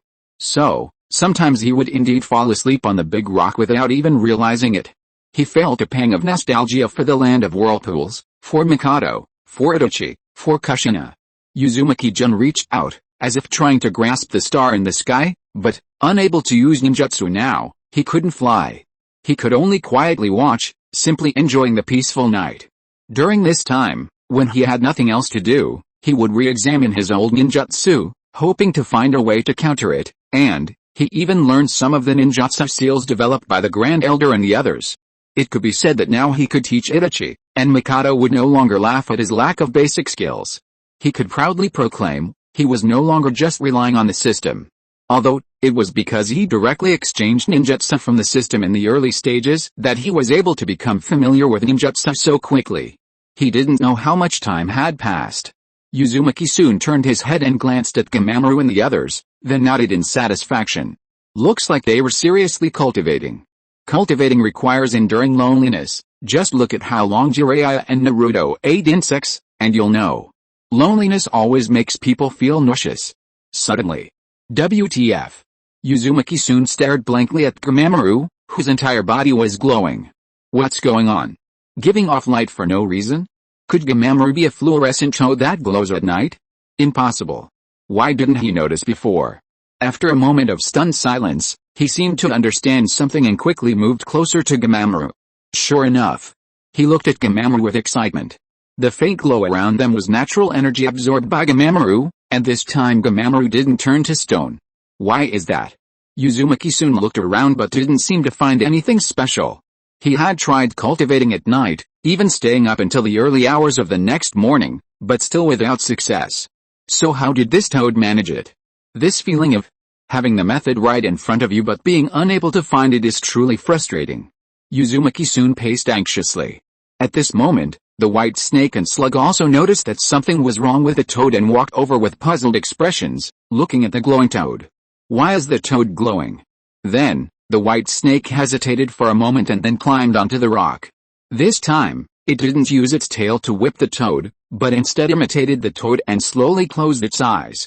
Not long after, Uzumaki soon squinted at the glowing white snake, and now he seemed to know why this was happening. He looked down at the large rock where the toad and the white snake were sitting. This rock is strange. Chapter 3, that's all for today. Chapter 425 Cat's Eye Stone. Uzumaki soon let out more a breath, opened his tightly closed eyes, and looked at the somewhat dim scenery, muttering, "It seems this time it really was a success." Last night, Gamamaru successfully channeled natural energy onto an ordinary rock, causing his entire body to emit a faint glow. At first, Uzumaki soon thought Gamamaru was exceptionally talented and had finally learned cultivation, but when he saw the white snake and slug climb onto the rock and succeed as well, he immediately understood there was something wrong with this rock. So, after thinking for a moment, Uzumaki soon also found a spot on the rock, closed his eyes, and tried to cultivate, and the result, after a short while, he had indeed succeeded. Uzumaki soon could feel, the natural energy wasn't flowing into his body from all around, but rather through the rock beneath them. And during this process, something happened. The natural energy became gentler, no longer forcibly causing changes in his body. So, now, he could say he had taken the first step into cultivation. Uzumaki soon stretched and touched a blood-red, alluring gem around his neck. This was what he'd found in the rock that morning. This very gem, capable of taming natural energy, was truly incredible. A cat's eye? Uzumaki soon murmured, looking at the red gem in his hand. No wonder the Great Toad Sage and the White Snake Sage of the future both carried a sapphire. It seemed it wasn't just to show off their wealth, but because it was their first step in cultivating immortality. Moreover, perhaps in the future they would discover that natural energy could neutralize chakra, forming sage chakra, and only then would they abandon using cat's eye for cultivation. After all, this wasn't an ordinary cat's eye. It seemed to contain energy that even the system couldn't analyze. Uzumaki soon also found 5 other cat's eye gems in that rock: pale purple, pale blue, green, golden yellow, and bright red. Upon seeing the colors, he immediately understood how to allocate them. Light purple was for Grimamaru, green for the white snake, light blue for the slug, red for him, and golden yellow for Chimiko. So, Uzumaki soon used the system to conveniently make pendants for them to wear around their necks, except the slug swallowed it whole. No wonder he hadn't seen the slug wearing cat's eye stones in the anime. She probably kept them inside, because Uzumaki soon saw her spit them out whenever she needed them. He had originally planned to look for more of these special cat's eye stones nearby to get one for the whole family when he got back, but there weren't any. It seems that creating these 5 cat's eye stones wasn't so easy. They searched the entire back mountain all morning but couldn't find another one. Uzumaki soon touched the red cat's eye stone in his hand and murmured, "Looks like I don't need to wait for Kaguya-hime to come and plant trees anymore." As long as he continued to accumulate natural energy, break the seal and the mysteries of space and time, he would have a chance to return by combining the space-time coordinates obtained from the system with his own abilities. So, another whole day of cultivation. He had originally planned to have Jinmuzi stay and cultivate with him, since in this chaotic world, having powerful strength was the safest guarantee, but she simply couldn't bear to leave Lamb Village. So, after eating and cleaning up, Jinmuzi took the golden cat's eye stone and went down the mountain. Looking exhausted, Uzumaki soon sighed inwardly. He knew that if he forced Jinmuzi, she would agree, but, since it was Jinmuzi's own request, Uzumaki soon would comply. After all, he couldn't stay in this time-space for too long. As for taking people with him, not only would Jinmuzi definitely be worried about Lamb Village, but such a brutal method of time-space travel couldn't guarantee their safety. So, the more people he brought, the higher the danger. And, she belonged to this time-space. Gurgle. Sizzle. Hearing the sounds, Uzumaki soon knew the 3 little ones had returned. It seemed that because of their cultivation, the 3 little ones had grown quite a bit, although they were still not as big as they would be in the future, but they had really gotten fatter. "Hurry up," Uzumaki soon said with a stern teacher's expression, "Go cultivate, or I won't let you eat tomorrow." There was still a long way to go to cultivate the 3 little ones into the future masters of the 3 holy lands. Then, watching the 3 little ones each find a place to start cultivating. After distributing cat's eye stones to them, the 3 little ones no longer cultivated together. After all, for some reason, a toad and a snake together are bound to fight. As for Uzumaki soon, he looked up at the night sky, trying to calm himself. There was no moon yet, and the entire sky was filled with glittering stars. Gazing at the vast starry sky, Uzumaki soon felt a sense of peace settle in. Resting his hands behind his head, he murmured, "I wonder if I can see the Uzumaki Clan's stars from here?" He wondered how the land of whirlpools was doing. Was their technology advanced enough to allow for long-distance interstellar travel? And, how was Chira's Gundam research going? Uzumaki soon sighed inwardly. "I wonder how the Crimson Alliance is doing?" His original plan was to gradually deepen the relationship between other countries and the land of whirlpools, making them dependent on the land of whirlpools economically, politically, and militarily. Then, he would gather the strength of the entire Crimson Alliance to form a space expedition team and begin exploring the universe. But unexpectedly, before he even started, he had arrived in this time-space. Uzumaki soon stretched and muttered, "I'd better hurry up and cultivate." The sooner he finished cultivating, the more he could study space-time, and then he could quickly bring them back. A longing smile graced his face. I wonder how they are? Then, Uzumaki soon crossed his legs, closed his eyes, and assumed a cultivation posture. After hanging the cat's eye stone around his neck, natural chakra flowed from it.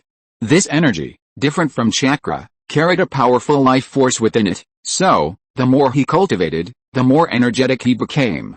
Although its life force was even more concentrated than sage chakra, its purification speed was slower than the absorption speed of sage chakra. Uzumaki soon sighed inwardly and tightly closed his eyes. There are advantages and disadvantages. After all, the preparation time for Sage Chakra is quite long, while pure natural energy can be directly stored in the body. He wondered if he could synthesize Sage Chakra when chakra appeared in his body. Moreover, Uzumaki soon closed his eyes, staring at the special seal left inside his body. This was the culprit that sealed his chakra and bloodline limit. Once he accumulated enough natural energy, Uzumaki soon planned to try and see if he could break the seal. And also investigate which bastard was behind this. When the natural energy entered his body, Uzumaki soon could feel that not only was his life force strengthening, but even his 5 senses were gradually becoming stronger. It was precisely for this reason that he was able to glimpse a corner of the seal within his body. Huh? Suddenly, Uzumaki soon, with his eyes tightly closed, murmured in confusion, "Why do I feel a sense of oppression approaching for no reason?" And it seemed to be getting stronger and stronger. It was as if it were coming from the sky. Just as Uzumaki soon opened his eyes to see what was happening. Boom! Suddenly, a huge sound came, accompanied by the entire back mountain trembling. Chapter 1. End of this chapter. Thank you so much for reading until the end. Don't forget to give it a like. Looking for more exclusive content and immediate access? Subscribe to our Patreon. Remember, every like, subscription or donation encourages us to continue. Thank you all. See you in the next video.